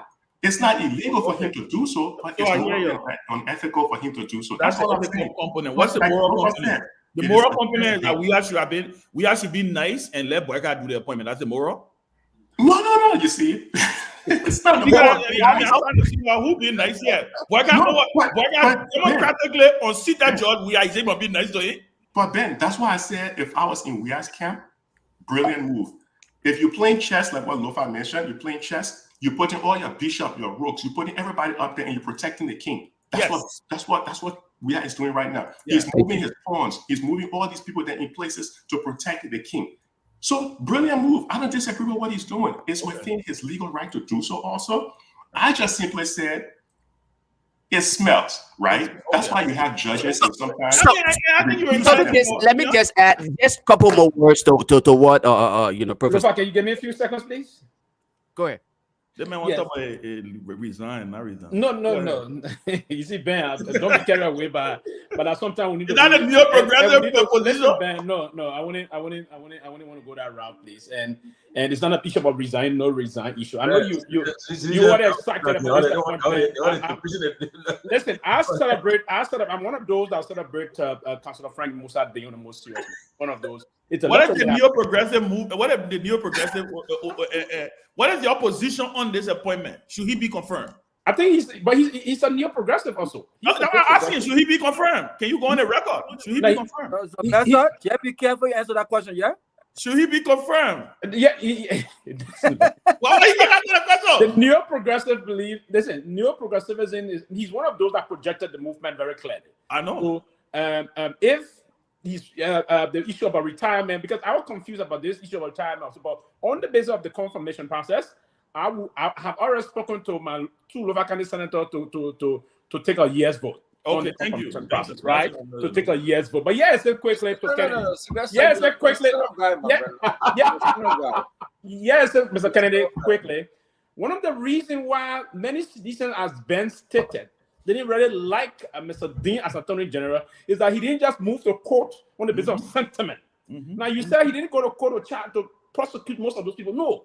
If you don't have the evidence to go to court, there was a time I flew here from Abidjan to Monrovia on the fly. I said, why is this noise about going to court? He said, son, litigation is very expensive and difficult. If you don't have the basic prima facie as Attorney General, I will move to court. So all the people that were sanctioned, there's no evidence he wouldn't go to court. My dear big brother Kennedy, he wouldn't go to court. It's not because somebody got a text. No, I don't know. There's absolutely no text. I text him. I say he a text. I said no. Yes, the other debate coming up quick before we move on. There's this thing. Somebody was asking a question this morning. So would the president move to appoint someone at the LRA? He should do it. He should do it. I come in a way, but there's a big debate. I think we need to look at it. We need to look at it. Discussion. In a way, the next discussion. In a way, but there have been precedents set in our country process in the PFM and other thing when the individual having to die in office, the person that's the person argument to me. The person has to be on the payroll for 3 months, and if the person is not buried, no Liberian person has ever appointed someone while the person is staying in the mortuary or the person's body is yet to be flown back to the country. That's a debate. Then I said to the person this morning, I said, leave that debate. Yeah, yes, that's it. With the president movement to appoint to the LRA, President, we actually appoint the LRA board unless we nominate that person. Let me say this. Ben, you still to be. Let me come in, please. Oh, no, I think he should make an appointment. Let me say this. I names of the recommend to the president right now. Okay, let's start with Larry first. Let me. Let's start with Larry first. Yeah, let me. No, but I want to end. Can I end on the Musa deal before you go there? No, wait, no. Yeah, I'm not done yet. Let me say this, please. Okay, go on the Musa deal. I want to be very clear because I've been getting some calls. Ben has. I don't know what Ben just said yet. I want to be very clear. Okay, I was never against the president making appointments. The president is within legal rights to make appointments. I want to be very clear. I was very clear. I was only re-emphasizing for educational purposes the point of Professor Larry, which I thought he made some salient point. What I will say though is that when these appointments are made, Larry, the president would not be thinking for Joseph Boakai. It's not easily for the president to say, given all of what have happened and given the player in question, I'm going to think for the incoming president after they have defeated me, right? All of these appointments are made strategically and politically. And sometimes politics has not too much to do with moral and ethical, right? We will wish, but some of these political decisions are not borderline or ethical or moral basis, right? And so when I first heard of this appointment, you know what I said?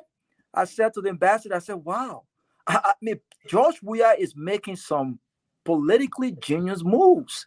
I mean, you can't help but to say, look, the president is making some smart move. I'm not even thinking about the possibility of these cases going to the Supreme Court. I'm thinking about what the president's interests are, and what interest does Musa Din provide as far as the CDC, because Musa Din is a seditious, right? And so I would not expect the president to think for Joseph Boakai Unity Party. I would expect Unity Party to have a strategy coming in on how do they deal with a divided government, especially not being in control of the Senate and possibly and the House, definitely, right? They're gonna have to put in place a strategy to reach across the aisle and actually work with folks that does not fancy them. In my last statement on this is this, right? Look, if I was in the Senate, I would be asking Musa Din some tough questions, not on the basis of moral ethical. Of course. I would ask Musa Din some tough questions. When my brother Sylvester said something about he could not take these cases to court based on not enough evidence, then I would ask what was the basis for which we wasted taxpayer money on the Alice Cummings case. By the way, he disagreed with that. These are but he should have. I don't think he did enough. Yeah, you can make that argument that he didn't do enough. But absolutely, I don't think he's on record disagreeing with that. Shut that thing down, because that thing should have been shut down from the initial stage. There were absolutely nothing to take Cummings to court, and we knew what this was about, and they wasted taxpayer money on basically tarnishing the reputation of a good man for political gains and political reasons. So I wish I would not say that she should not be confirmed or be confirmed, but I wish the Senate do its due diligence and really deliberate, ask the tough questions, and if they believe he should be confirmed, I think they should go ahead. But look, from all indication, I think Musa Din will be the next Associate Justice. I think they have numbers, and I think he will be. It's inevitable. Hey, Kev, one thing. Let me extend the conversation real quick. Another brilliant move on the part of Weah and the people that I associate with. Another brilliant move. Making Jonathan Fonati Kofa the Speaker would be a brilliant move, because if I'm thinking 2029, I'm looking ways now how Larry, don't give our strategy up. Don't give our strategy up. Well, let me say this. Larry, stop thinking for them. Larry, stop thinking for them. Don't think for Unity Party. Please don't think for Unity Party. Ben, let me say this. Let me say this. I think for Unity Party. Let me just finish that thought. Larry will talk out loud. Larry, let me say this. From the party point of view, if I'm going to look at from the party point of view, or from my personal point of view, on Musadin, I will go against Musadin. But guess what? Musadin been fair in the system. He did not run the ministry as a partisan ministry, or that's why he clashed with Serenity first.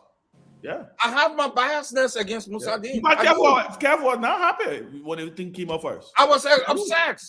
Yeah, it's surprising to see the Unity Party going against Musadin, because Musadin gave them what they want. You understand? From the party point of view, if I'm in the Senate, I will get upset. Yeah. But guess what? In the interest of the country, the Liberia that I love, we need people like Musadin. If we go, I said 30 seconds. My last thoughts on this. 30 seconds. And I agree. A pro tem Abachair to put this conversation on the floor. That is done. That is this is my point. The last thing I want to make on this. The president made a very brilliant move in the interest of the country. Let me say this to you. One last thing, Ben. My good friend, my brother, who I know over 40 years, Eugene Fagon, made a statement on BBC. He made a statement on Costa. You remember? Musadin went on and said there is no arrest warrant on Costa. Thank you. Because constitutionally you cannot. He stood up for Costa. You forget? All right. When the whole opposition hailed Musadin, the entire opposition black hailed Musadin. So he went against. So why are you talking about Musadin? My thing is this, right? Wait, Ben. Let me say it last year. I beg you, my brother. You should. They should confront Musadin with a flying color. Thank you. Musadin is good for. So, and I think I heard what Larry said about the ethical. He's entitled to his opinion. I have a slight difference of agreement there, because I do believe at the end of the day, whenever these cases go to the Supreme Court, there are precedents set in place where whoever is a party to these things or have any kind of relationship, any kind of conflict of interest, that person recuses him or herself from that case.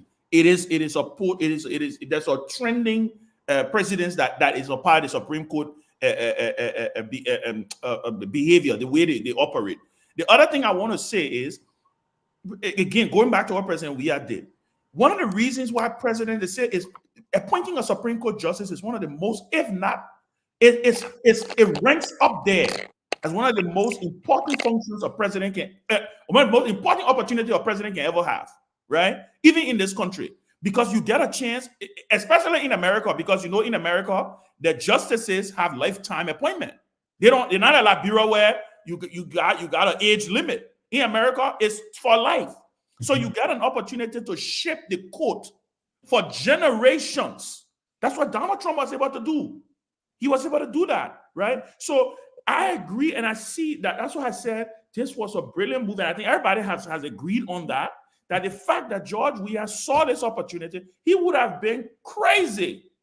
He would have been crazy to let this opportunity go away, right? Guess what? President Buckeye, if President Weah had not pulled this move, President Buckeye was going to be set in motion to appoint 2 justices. Because you know what?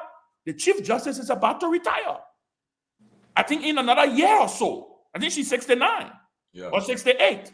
Yeah. So Buckeye would have had an opportunity to appoint 2 Supreme Court justices. George Weah stole one away from him because of this tactical, political move that was put in place. And again, like I said, I don't want us to only hammer on the political side of things. Musadin is qualified. Very qualified. Probably one of the most qualified jurists to ever get nominated to sit on that bench. Yes, he is far from perfect, and I don't think there will be any jurist that I would know will be perfect. But I'm telling you, Musadin is respectable. He is qualified, and I am excited to see Associate Justice Dean get sworn in. And I'm not if I'm in Liberia, he gets to do, I will attend the swearing in. So Ben, then I have a question though. Minister Dean, but my question would be, what are we basing? If we speak of his qualification, what are we basing this on? Is it based on the relationship you may have had with him, or based on his past performance? No. Performances. Because if we are to look at, let me land with my question, guys. If we are to look at his past performance, especially in the most recent position he served, are you going to use this to say he is qualified based on the recent performance that we all know? You will all agree to some of the. What does the Constitution say? But Lofa, Musa Dean. Then overly emphasize his. But Lofa, Musa Dean legal career, right? Okay. This last 6 years of Musa Dean legal career, just a small portion of his legal career. It's a small portion. And I am not telling you here it should be discounted. No, I'm not saying that. Okay. I am saying I want him to be scrutinized. Okay. I want him to go through look, for somebody to sit on the highest court of the land, it shouldn't be an easy cakewalk thing. He should go through that rigorous process of those tough questions being asked to him. Why you didn't do this? Why you didn't do that? It's just that, those questions are supposed to be coming from Prince Johnson, by the way. I agree. I totally agree with that. 125%. On the issue of his performance as Attorney General, because you got to understand, this man is the Dean of the Supreme Court Bar. He's the current Dean, right? And how they call him? The Dean of the Supreme Court Bar. He is the current Dean of the Supreme Court Bar. Well respected, like I said, he has a lifelong career that spans way before. That's one of the reasons he came highly recommended when President Weah was looking for a justice minister. In fact, it was the Liberia Bar Association. President Weah had pivoted to the Liberia Bar Association that helped recommend him to become justice minister. And that's one of the reasons why he performed. And like I said, one thing you would not say about Musa Dean's service as justice minister, he was not a partisan justice minister. In fact, he locked horns with the CDC, because that was one of the fight he and Sarina Sifa had. Sarina Sifa never thought Musa Dean was loyal to the president. And guess what?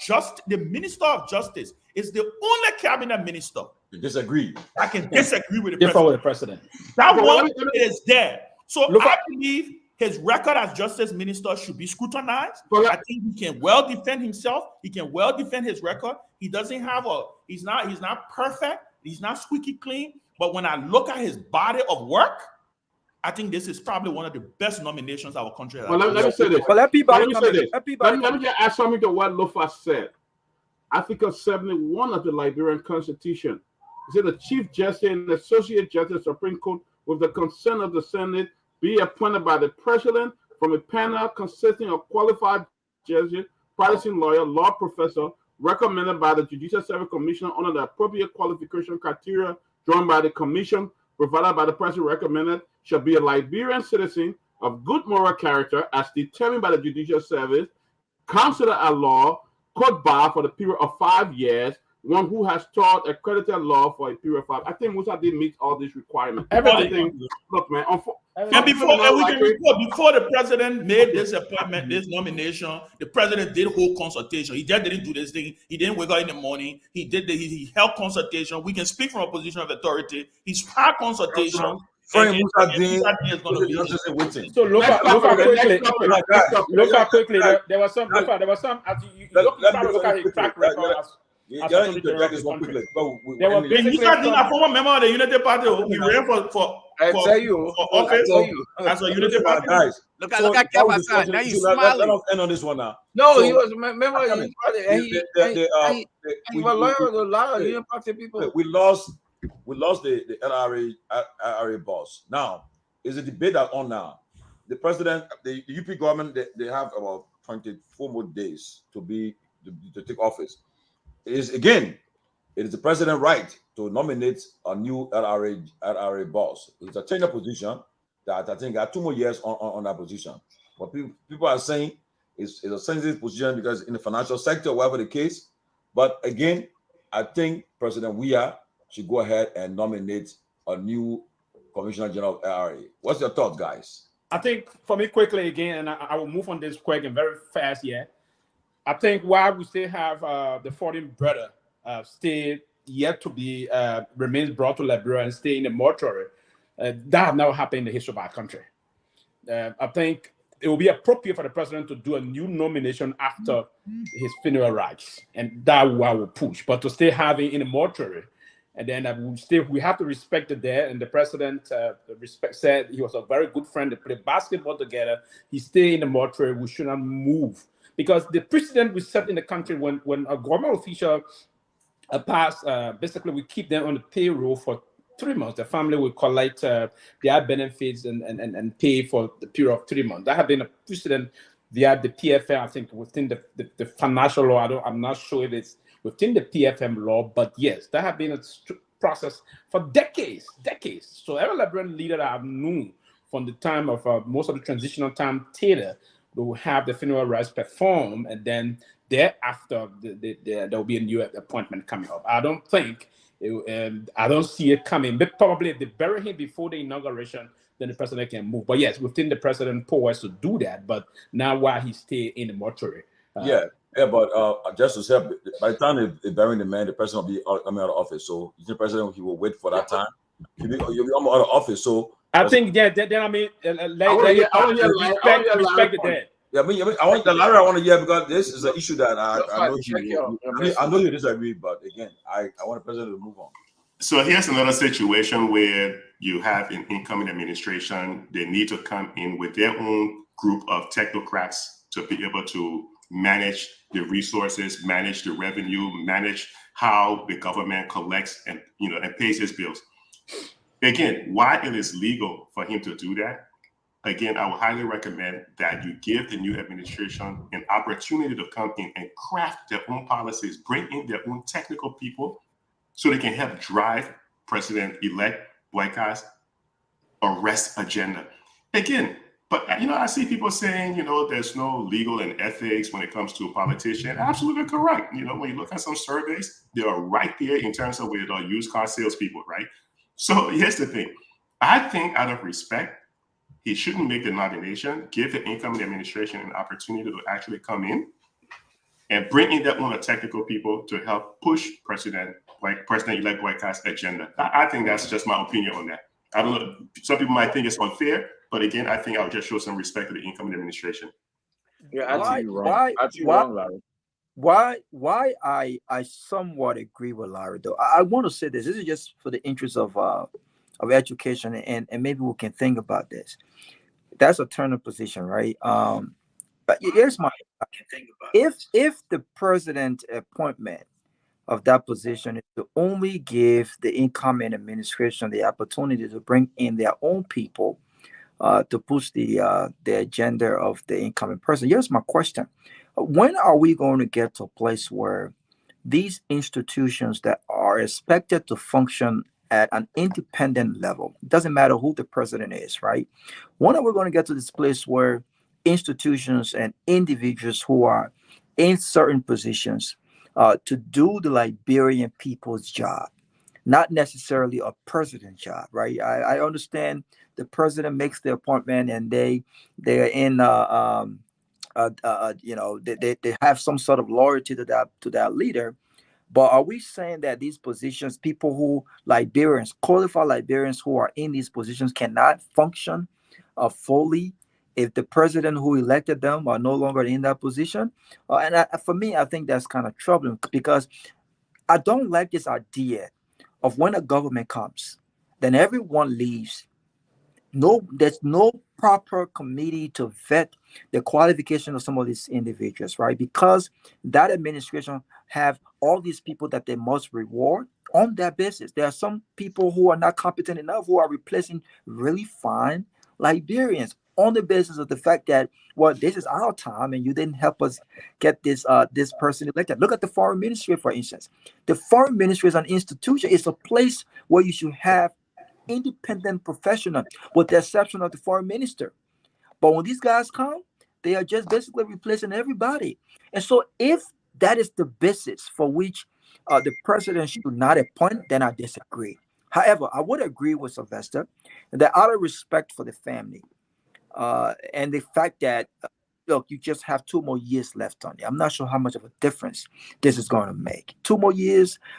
Either way, Joseph Boakai in the Unity Party will have the opportunity to appoint someone in that position.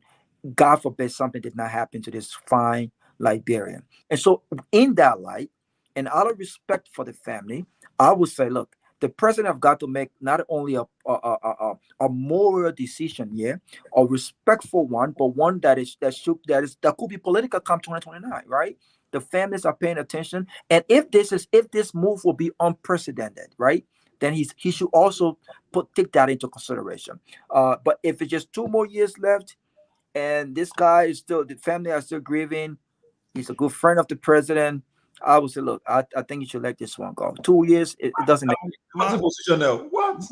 Can I say something real quick? 30 seconds. It'll be real fast. To Robert's point.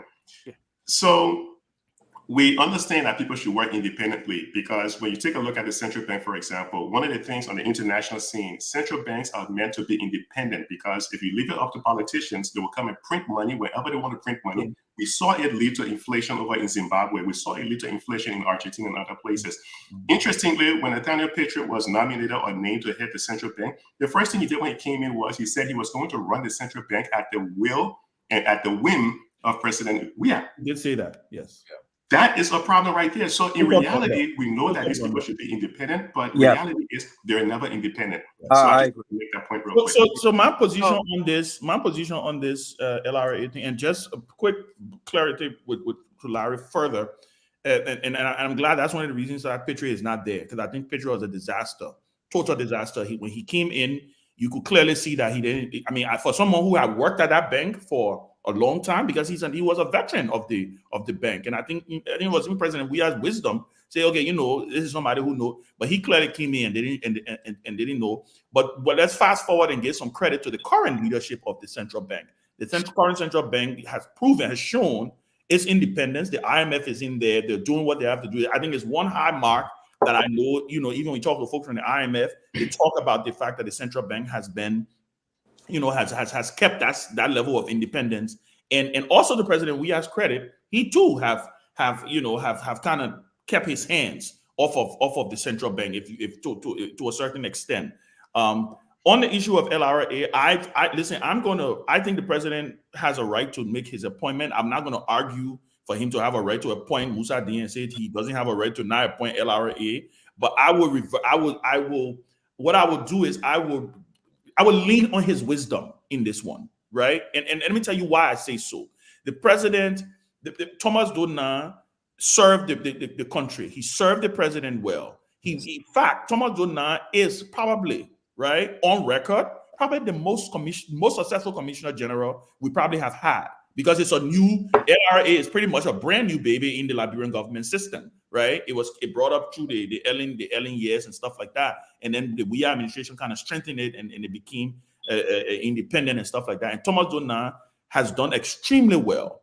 He's the second commissioner general, always meeting his targets on revenue generation. You can't take that away from him. So I do agree that some level of respect has to be given to his memory.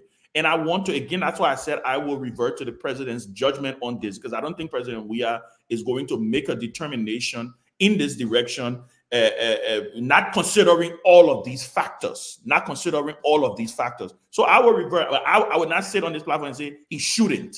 I would not say that, because then it would be me being hypocritical, right? If I'm saying he has a right to appoint a Supreme Court justice, but you started soft on this one just now. No. That's what I'm saying. And the truth and the beauty about this one, he has not made an appointment. Yes, right. He has not made it. So and that's why I said I'm. You're right there. Let me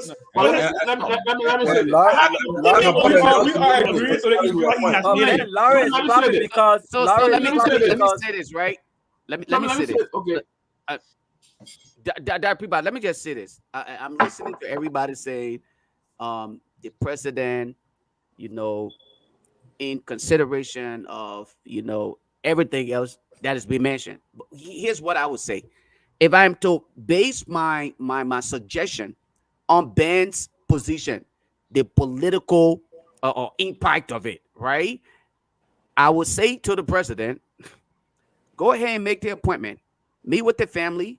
Express why it is important that you make that appointment, because it is important that his memory is served. The reason why Ben is emphasizing on his work performance is because he performed exceptionally well. And this is something that we often tend to not appreciate in our Liberian settings. We tend, the good people are often kicked to the side, and the likes of Prince Johnson and other people are highlighted.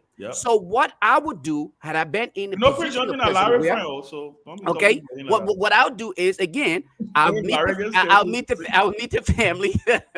I'll meet the family and made it, explicitly clear to them that, look, your son, your husband, your father, whatever the situation or relationship may be, perform exceptionally well, and Liberian are overly excited with his performance. So I want to utilize that same inner light and ability to protect his legacy. There you go. To protect his legacy. You see me and you sing on this. No. I just didn't want to go that deep. I will leave the president's wisdom. Let me. So again, that would be my rationale behind this whole thing, because if we are to leave it to the incoming government and say, let them make that decision, again, we are not certain as to whether they will want to follow the same benchmark that was used to bring this individual that performed exceptionally well to the liking of Liberian. Again, we cannot ignore that we must encourage, we must continue to highlight people who are performing, and performing, not only performing to expectation, but performing well beyond expectation. So my recommendation to the president will be, go ahead, meet with the family, give them that respect, and make the recommendation and push that your recommendation is considered and accepted, even beyond what it is, so that Liberia can continue to benefit. Guys, let me come in there. Let me come in there. They want some calls. So let me come in, Tiffany. You know what? If the president plans to appoint an LRA commissioner, I think Thomas would have loved that. Thomas stood for principle that if he couldn't make it, somebody else would be in there to do it. Thomas stood for transparency. I would rather Lofa, meet with the family, let them know. But I believe I've known Thomas for many years. We stayed together for a long time during the Liberian Civil War, and I know Thomas would have stood. He said, if I can't make it, if I'm unable to do it, somebody should stand for that. So let me ask you guys Let me ask you a question. Let me appoint someone who is very capable with the same good moral character like Thomas now, who will be able to really move that forward. I don't agree, because the next Thomas will be better on the 19th. And if you try it, you ain't gonna get someone else that will come back to vote for you. And the Senate may be close, because there's an urgency. There is an urgency right now if he plans to do that. And maybe Cletus will be a point after the burial. Cletus will be a good person for him to appoint. Let me ask a question though. I agree with all of what you just said. But the question that I want to ask though is that, and I'm just playing a devil's advocate here, right? So to continue that legacy, must it be an appointment from the president? Exactly. Because 1 second, because if you are describing this man and this moral character and fine Liberian, can we not trust that there are other fine Liberians who could possibly continue the legacy of this gentleman? If the appointment is not necessarily made by George Weah, it seems like this will be more of a political appointment, and if that's the case, the president is within his jurisdiction, is his rights to do that, right? But if the argument that we're making about, he's a fine guy, he's a great Liberian, he did some great things over there, I'm of the opinion that we can find a Liberian, be it the appointment from the president or one from the CDC or an appointment from the incoming government. If the focus is appointing someone with similar character to protect that legacy, then I think it is incumbent upon us to demand that from the incoming government if the appointment is not made on time from the incumbent. And lastly, I'm going to say, I'm concerned with the incoming president. Larry was clapping at what Ben said, because Larry could not argue. If you're just trusting the president's judgment on this, could his judgment also entail a consideration that involves more an ethic? But okay, guys, Henry, you guys can get 5 calls. But why waiting for the calls to come in? Coming, guys, I know why we're calls to come in. The reason why President we are having the attitude to make this to make appointment is because the CDC controls this Liberian Senate right now. That's why it's important as they go to election.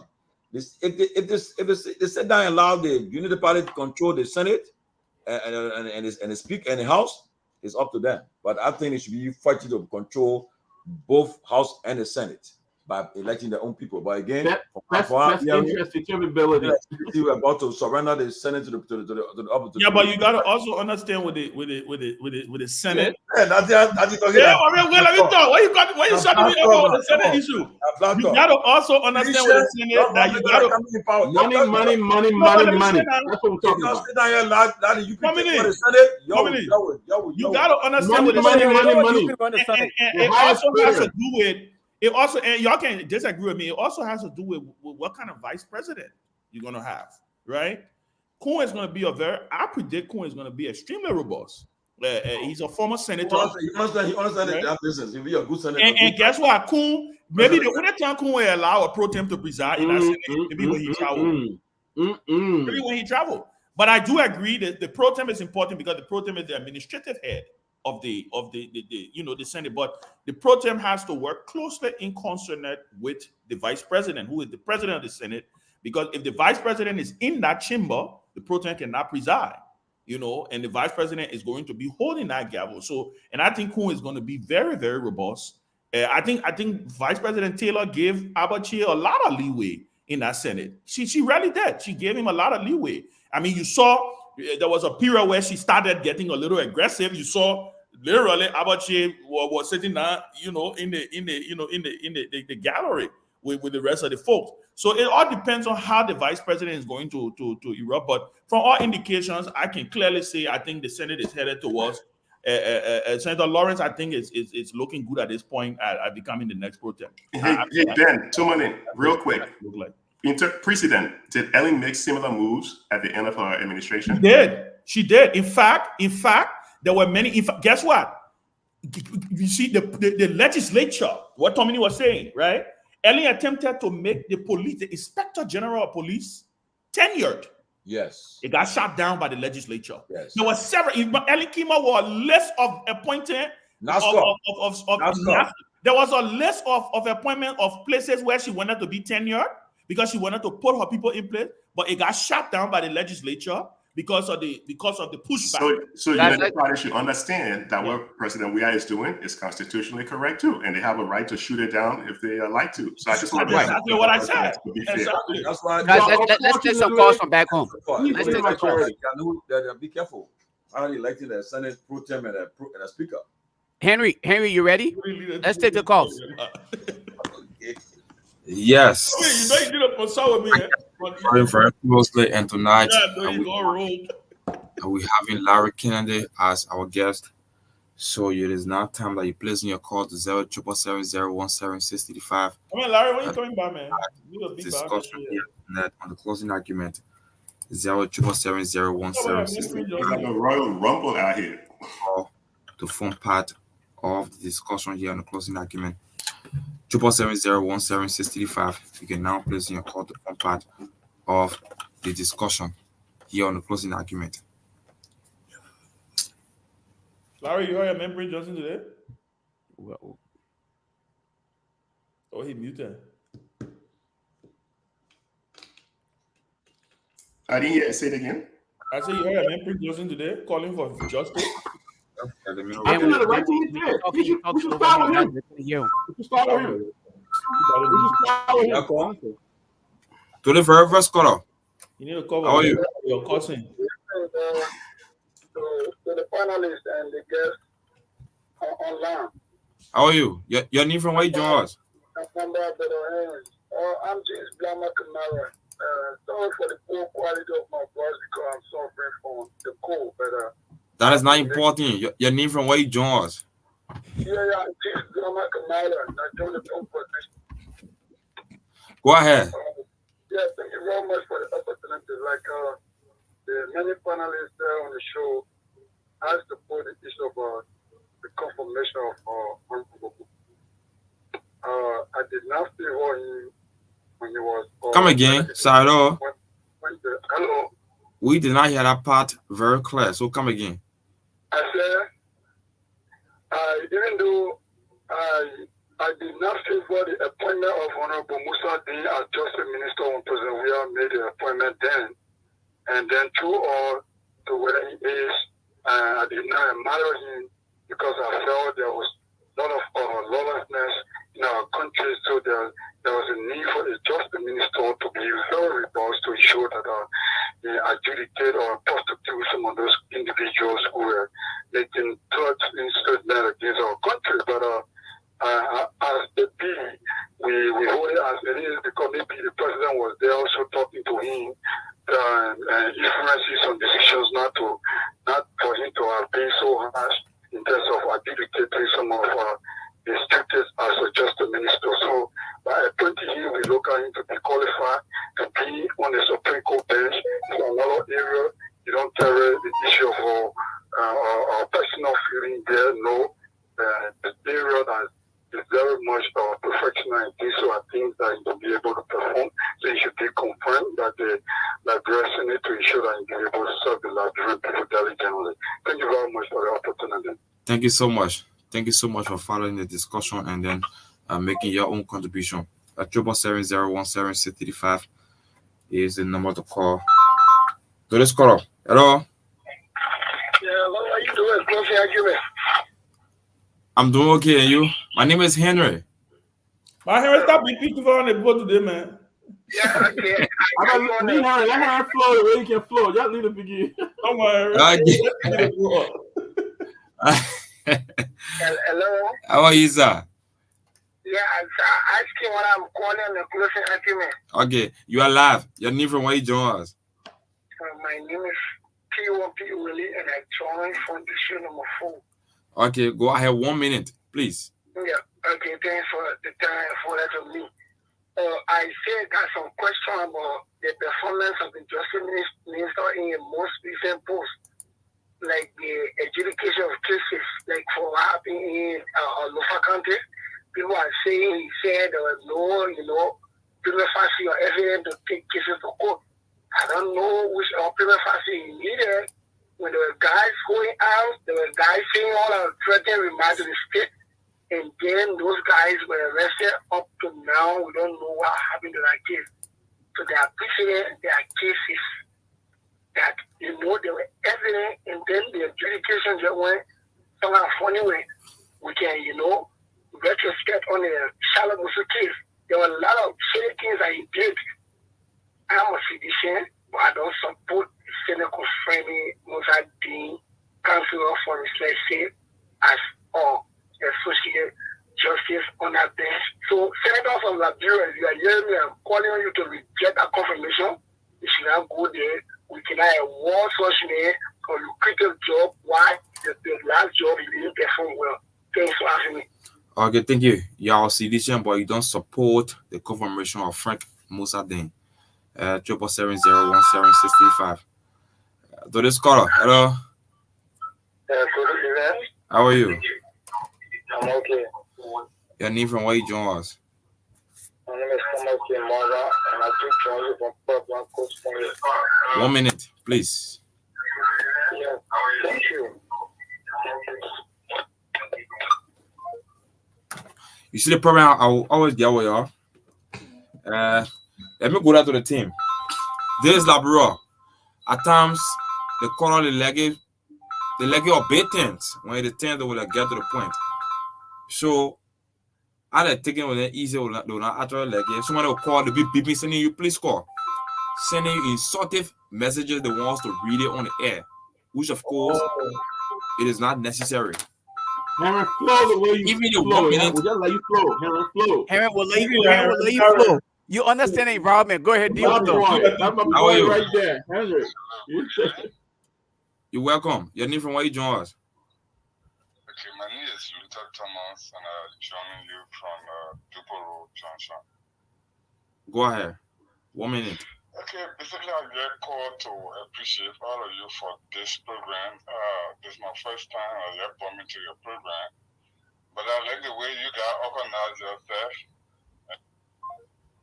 Amen. Sorry. I know you were actually pushing a point, but 770-1765 is the number to call and then form part of the program. To this caller, hello. Hello, sir. How are you, boss man? About you, thank you very much for the program. Your name from where you join us? 1 minute, please. My name is Fedaki Chamoya, and I applaud President we are for nominating Honorable Musa Ding. Because many of them, when they own the country, President we was a man of peace. You won't fully go on your job institution and then Musa is do it well, not back or do it also.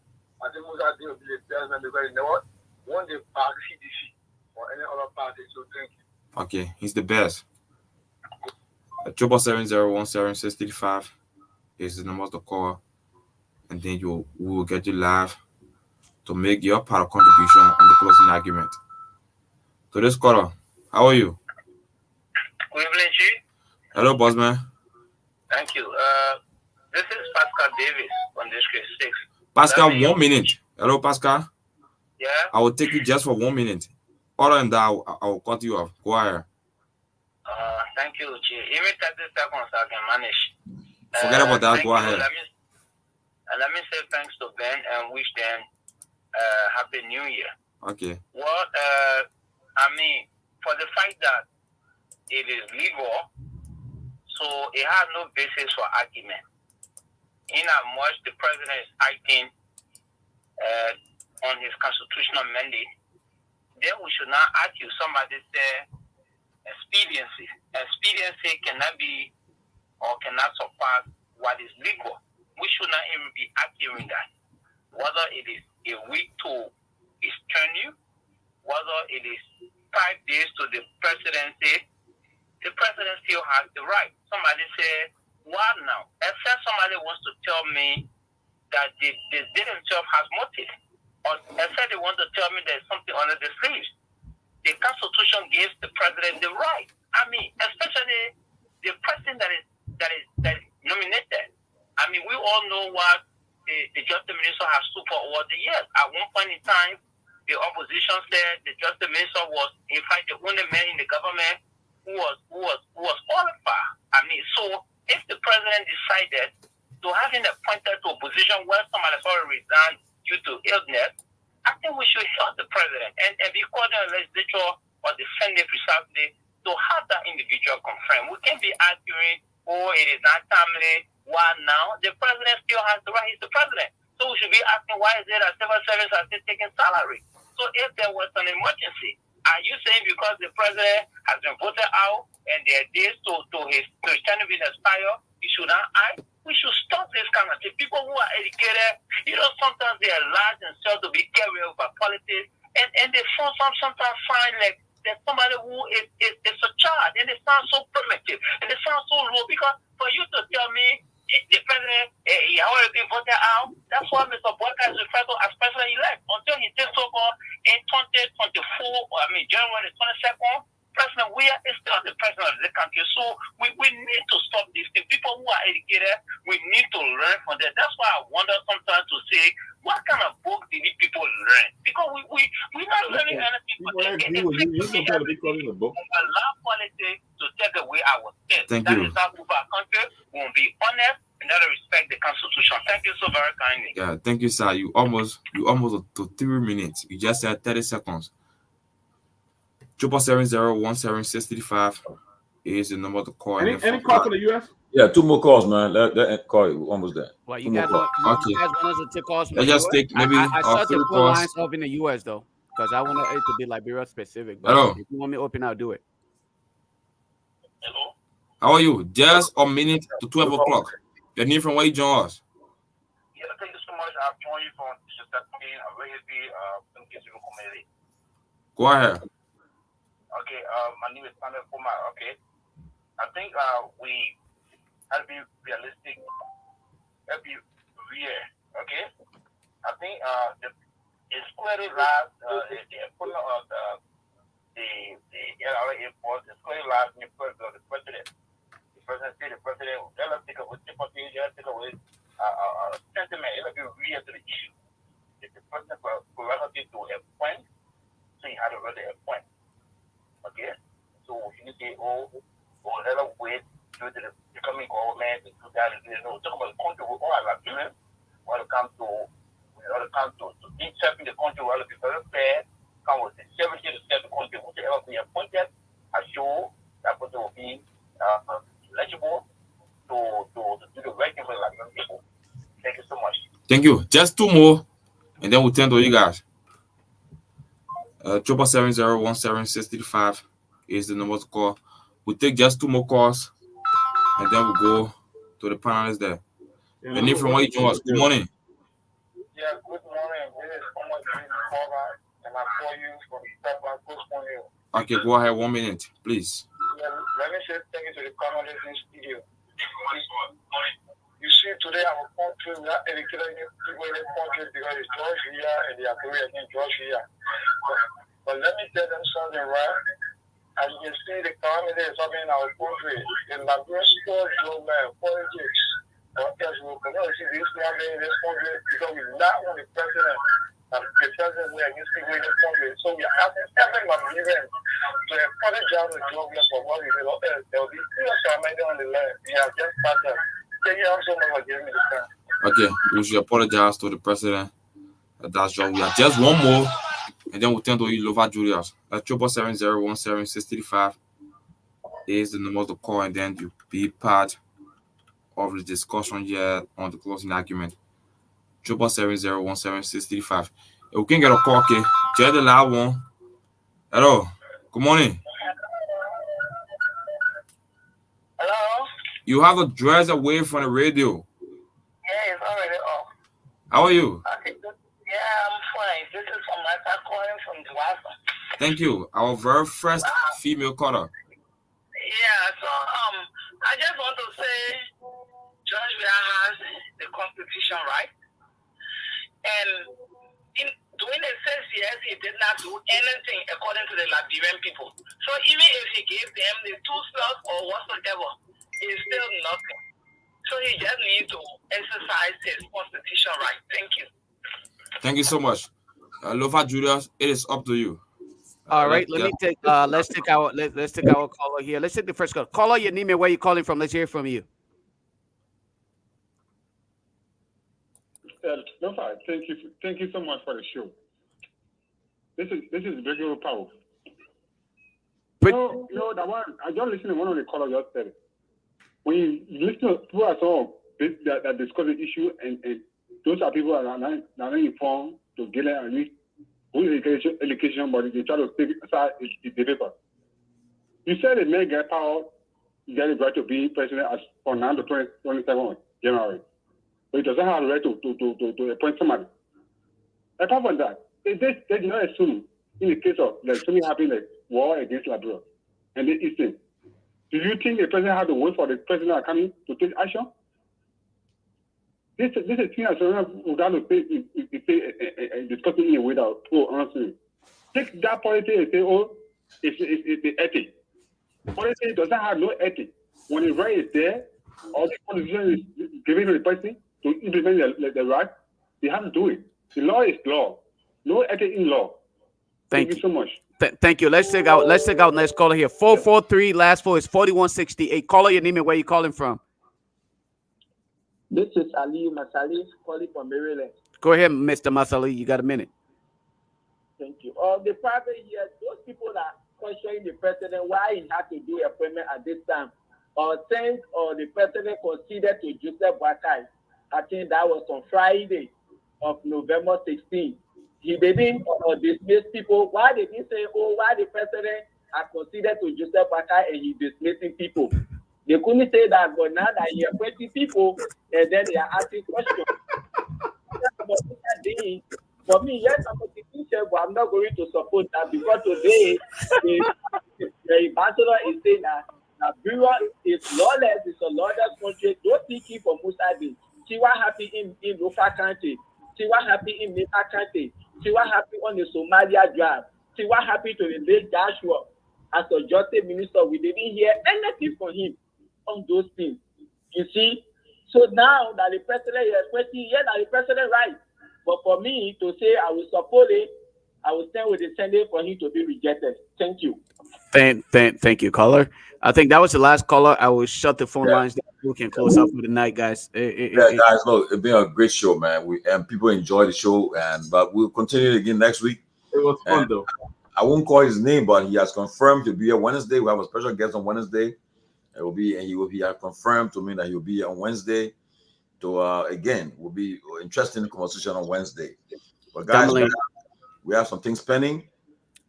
You know, there's right now there's the scramble for the new government. The people who will be appointed. Like I said again, I repeat, I'm watching to see who will be the Minister of State, Minister of Foreign Affairs, Justice, and Finance. I want to see who will be occupy this position.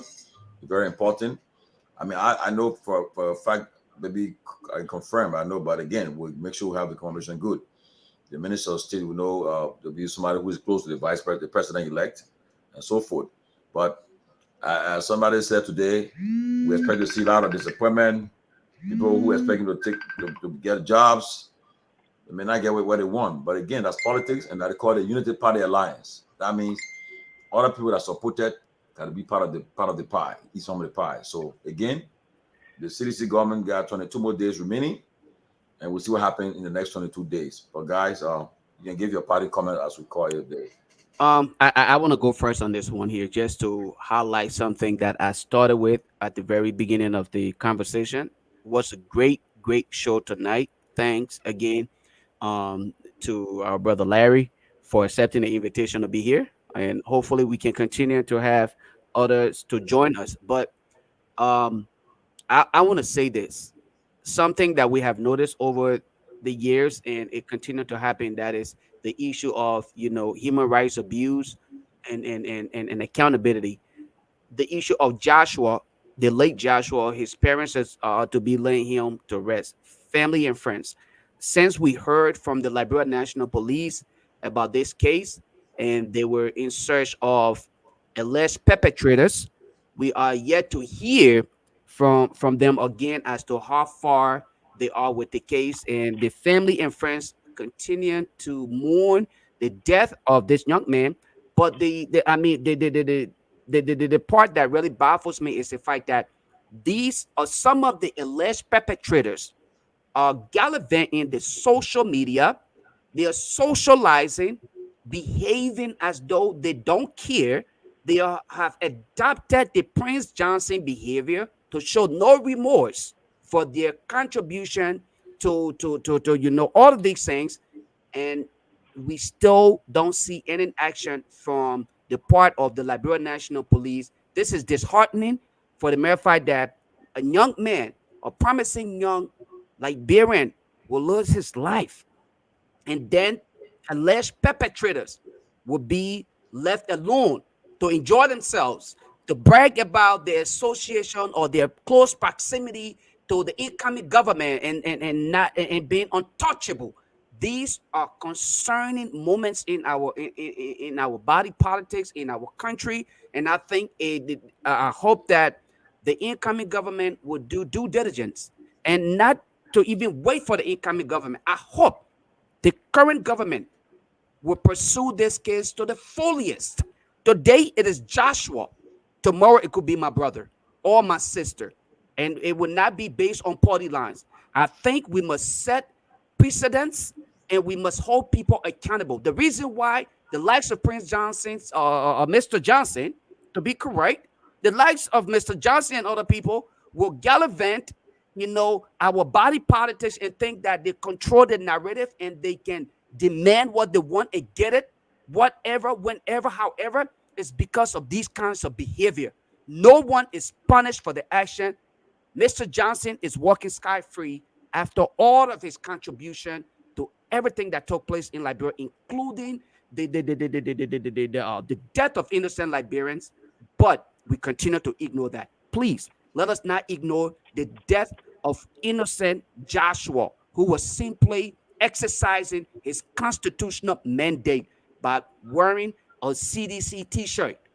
That does not warrant death to any means or any shape or form. Other Liberians have died because of whatever reason. But I'm saying to us, all of us, hopefully we will not ignore that. And as long as I have life, if I'm to appear on this platform anytime, I will highlight that until justice is served for Joshua and other Liberians who are victims of these kind of behaviors. Until people can start to show remorse for their actions, I think we should not shut it up. We should continue to speak on it. I stop at that and say thanks to everybody for your contribution. And of course, to our audience, it was a wonderful, wonderful time. Let us be back here. Unfortunately, I will not be here Monday. It's my birthday. I'll be celebrating my birthday on Monday, but I'll follow the show though. Let me go next so I can get going over here. But look, it was a great show. Always great speaking to Big Brother Larry. Great to see him healthy, back healthy, and contributing to these discussions. Look, I think the other day we spoke about a gift. I think democratically, I think President George Weah did the right thing when we said we should commend the president. There were those who were saying the president was just doing what the president's supposed to do. Yeah, like he's not supposed to concede.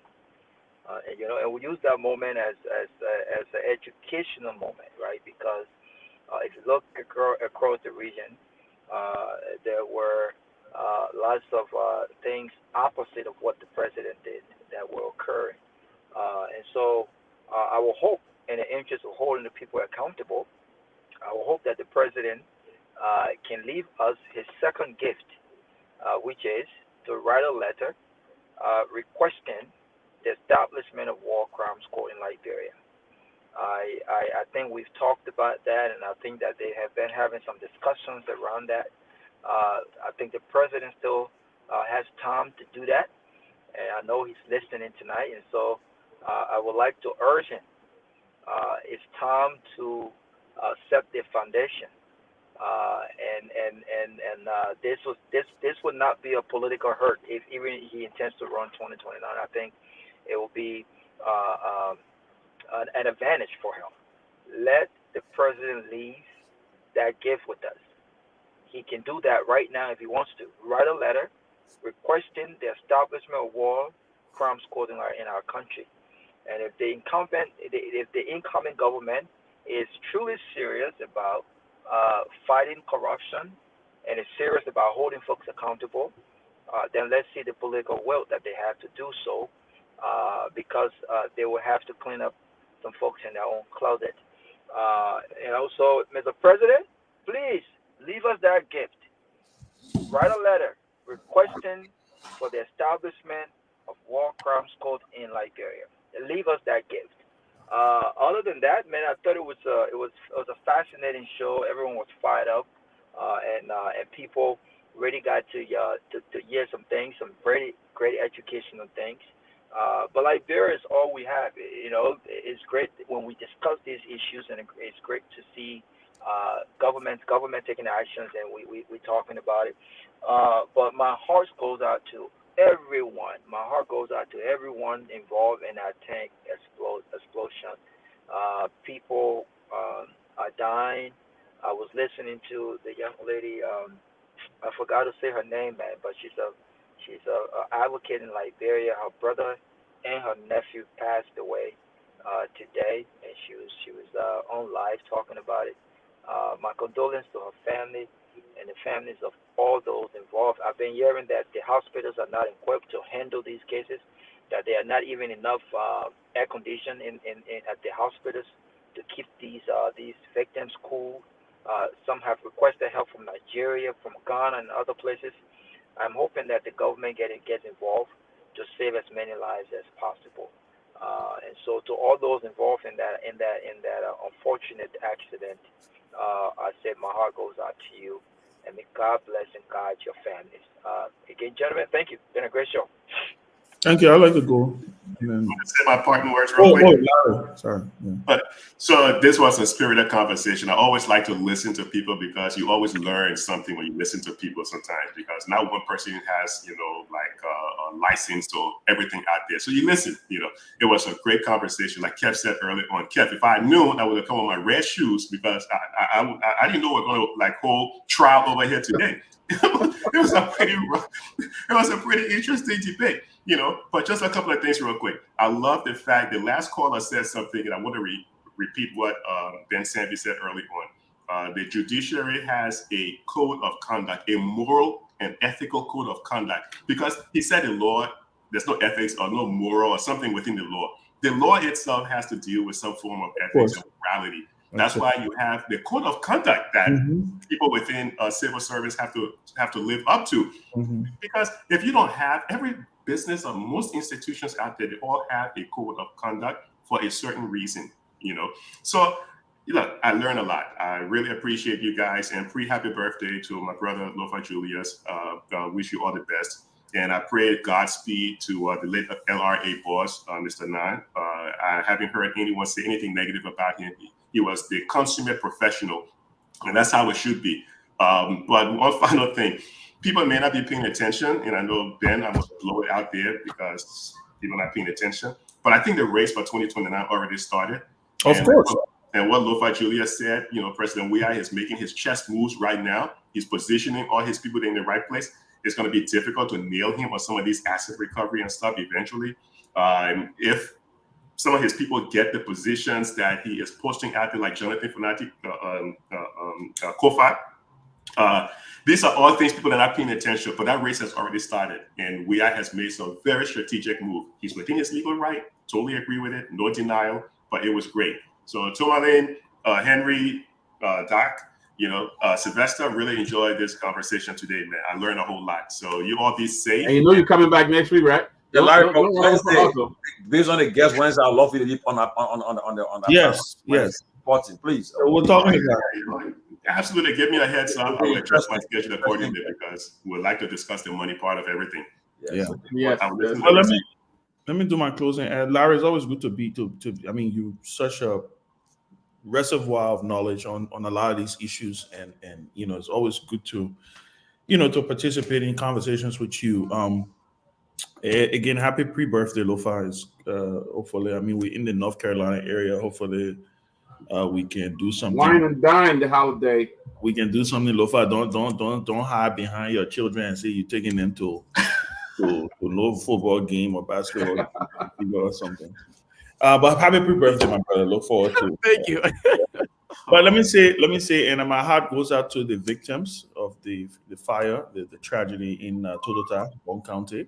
There's a need for increased awareness when it comes to safety and hazard in our country and our society.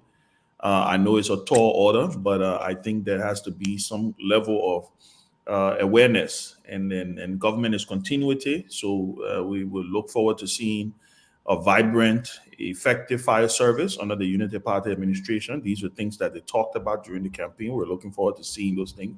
JMB even went to Minnesota, and I think he's an honorary fireman in a place there in Minnesota. There's a picture of him wearing a fire hat. So we're looking forward to. I'm just saying, Lofa, stop laughing, stop acting like you. But Jimmy say you get every county fire. I'm serious. No, but in all fairness, I am. We want to see our country do well. At the end of the day, that's the bottom line here, right? We all love Liberia. We have different ways in how we think things should work, how it should go. At the end of the day, yesterday I got a privilege to attend a social gathering of Liberians, some Liberians here in the Charlotte area. It's called Liberians Connect. I want to shout out Jeanette Carpet for putting that together. And one of the things that I said, they asked me to speak for a few minutes, and one of the things that I highlighted was the fact that you have all these Liberian professionals in Charlotte, talking about. I mean, a lot of people doing great things, and they were just talking about networking locally here. And so I went there and I said to them, all of what you guys are saying, I want to encourage you guys to go back home right? Go back home. Liberia is safe. The country is not burning. We just had a great election.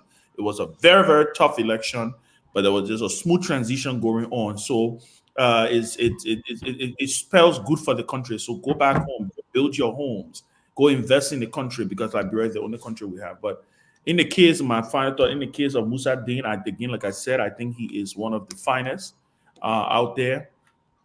We look forward to seeing the Senate doing its due diligence, asking him these tough questions. I think he deserves to answer some of these questions that the public are asking. But I still believe that I think he will make an exceptional justice.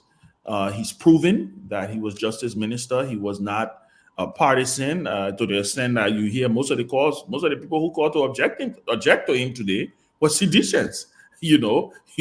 So that's kind of like we need kind of like a balance, right? We need someone who can go on there and do a balance. Like Larry's concerned, very fair. I don't shoot it down. I think it's fair concern, but I do believe that if anything like that were to happen, Musa Dean would be asked to recuse himself. So that, for me, I don't think that's a problem. I think that Musa Dean would serve us well on the Supreme Court.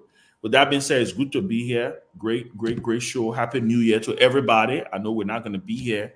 So happy New Year to all of our supporters. It was a great 2023.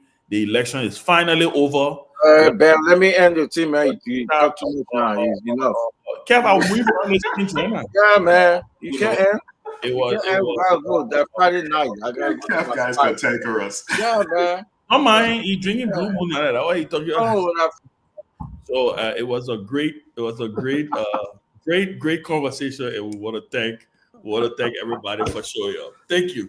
Okay. Let me see. Let me close, man. My man, you close to. You just came on, Kev. You close to Fair Garden, man. You Fair Green. You close to that. I gotta drive far to my spot too. You close to that. Let me see my phone. Guys, let me say this. 2010, there was a winter storm in Maryland. 2010. Matter of fact, 2 Liberian boys got killed because they sat in a car, and they got killed because of the exhaust got smoky, and something happened to them. They got killed. My supervisor said to me, and she said, she went up the mountain because her parents were living up the mountain. She said to me, she said she went to her family, and her family said there was a family of Republican, and said, this storm that happened is Barack Obama's fault. So I asked her, I said, you serious? She said yes. And when I listen to the Unity Party and folks who are sympathizers to the Unity Party, when you for them or you act in a favor, they will tell you, okay, against them, they say you got a problem. A caller called. The Unity Party praised Musa Dean throughout these 6 years. But now, the death of the auditors that Musa Dean fought. And folks, intelligent folks buying that. It baffles me. It baffles me when folks are intelligent and smart enough to listen to biasness. They trade the intelligence for biasness. It baffles me. It was wrong. It was morally wrong for Bill Clinton with Apollo Jones and everything. I was in the country.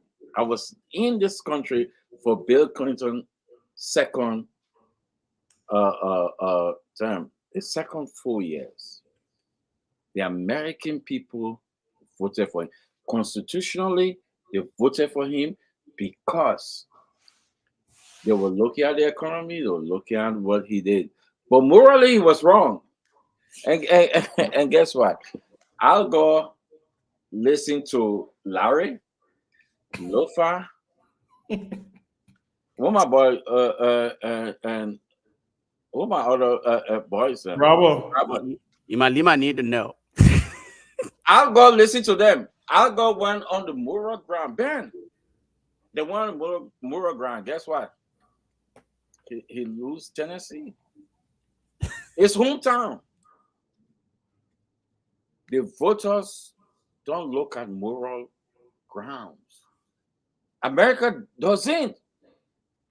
Trump went on the media. Not on the media. It was a leak tip. I grabbed them by XYZ. They voted for him. George Bush, he was pulled over for DUI. They voted for him. Al Gore went to the election with a surplus. Larry, you know, you're a numbers guy, my brother. With a surplus. He went with a moral ground. The voters don't think about the moral ground. What about JMB? What about JMB? Exactly. Exactly. CDC was moral, eh? Listen. I will say this. Yeah, I'll stand my man up. I will say this to you. Maybe the person will get upset with me, but I will say this. When Costa was coming up with his, Tomalin was there, Ben Sanvee was there. When Costa was coming with a bombshell on something will be devastated on moral ground with JMB, the president said no. Guys, am I lying? You're there. You were there. Because I brought that up. The president said no. He said it's our former vice president. We should treat him with all respect. I said to the president, Chief, no. He said, Keff, no. He said, we have to treat him with respect. Ben, you were there. Tomalin, you were there. Maybe I might get hit on this. But the president said no. That's why that bombshell, Costa did not go on with that bombshell. Because the president said, but guess what the Liberian people reward us with? They said, we don't want you. We don't give a damn who Prince Johnson killed. That's what the Liberian people decided. We don't care who JMB did. Because John Manawia based his decision on moral ground and respect and decency. Kev, let us see. I get to what is you. No, for the nation. For the nation. For the nation. We got it. Yeah. No, but Tomalin George, when you say I'm lying, you were there. No, you're not lying. Chairman Ben Sanvee, will you say I'm lying? No, Kev, you are not lying. That's why we answer. So we agree with you. Because of the nation.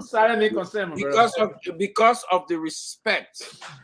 We lose election because in fact, he taxed me and he told me, he said, make sure you are whole if it come on. Yes. So when folks coming around and say, oh, what bombshell? Because of the president, because of moral ground. The voters doesn't respect moral ground. So I will rest for my brother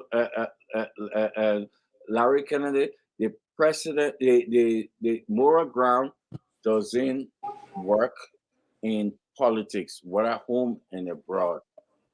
And somebody told me this. He said, you know why I lose the election? I said no. He said because you're going back. That's what you mean with going back. You said because you're OM60 and the bow in your head.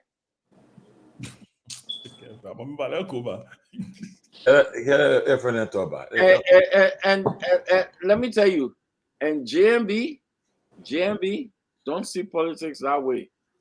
I never see anybody, any older man who deceptive and lie like JMB.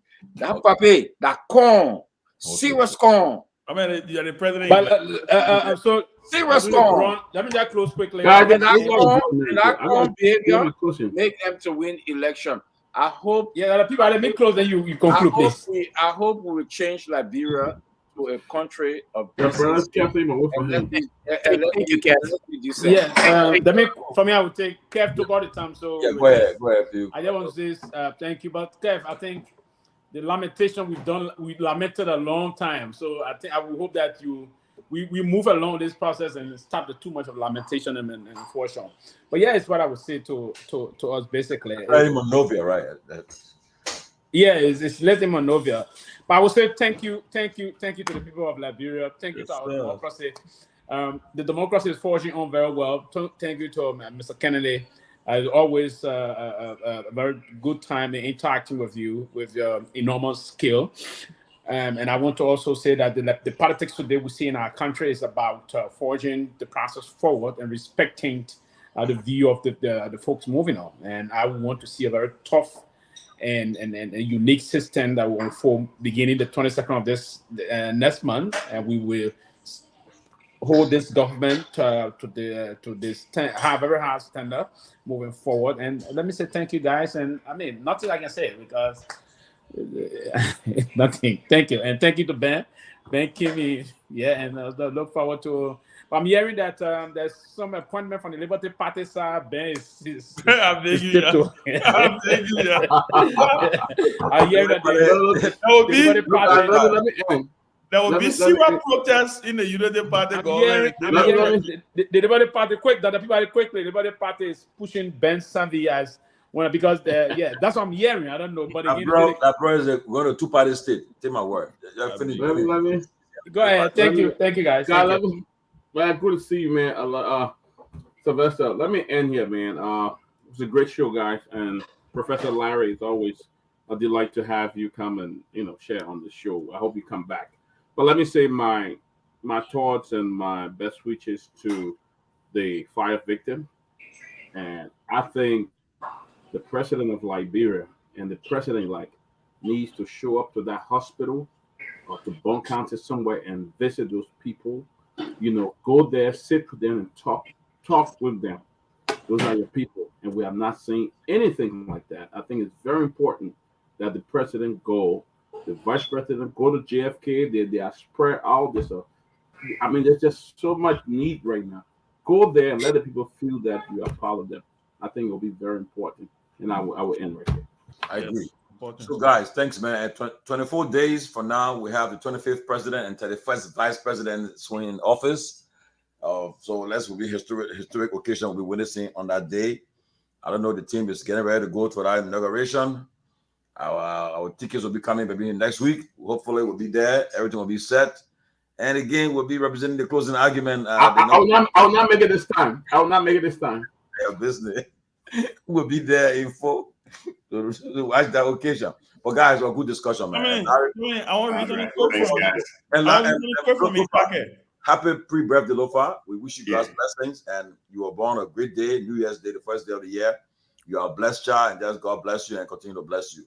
And I'm happy New Year to all. We need some power, Lofa. We need some Lofa power. So Winnie Fresh Smith, Patient Lofa B, Baby, Sima. Wait, Henry, Ben won't read something. Manny Packer wrote something I think is very important. I just like the way he ended it. He said Musa Dean is qualified and was appointed by a constitutionally seated president.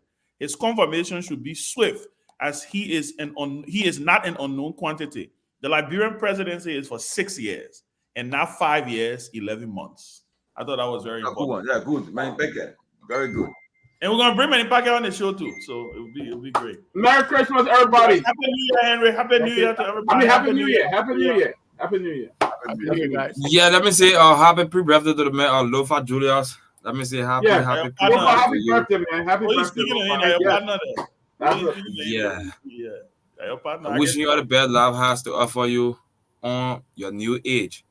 Yes, let me say happy pre-birthday to you.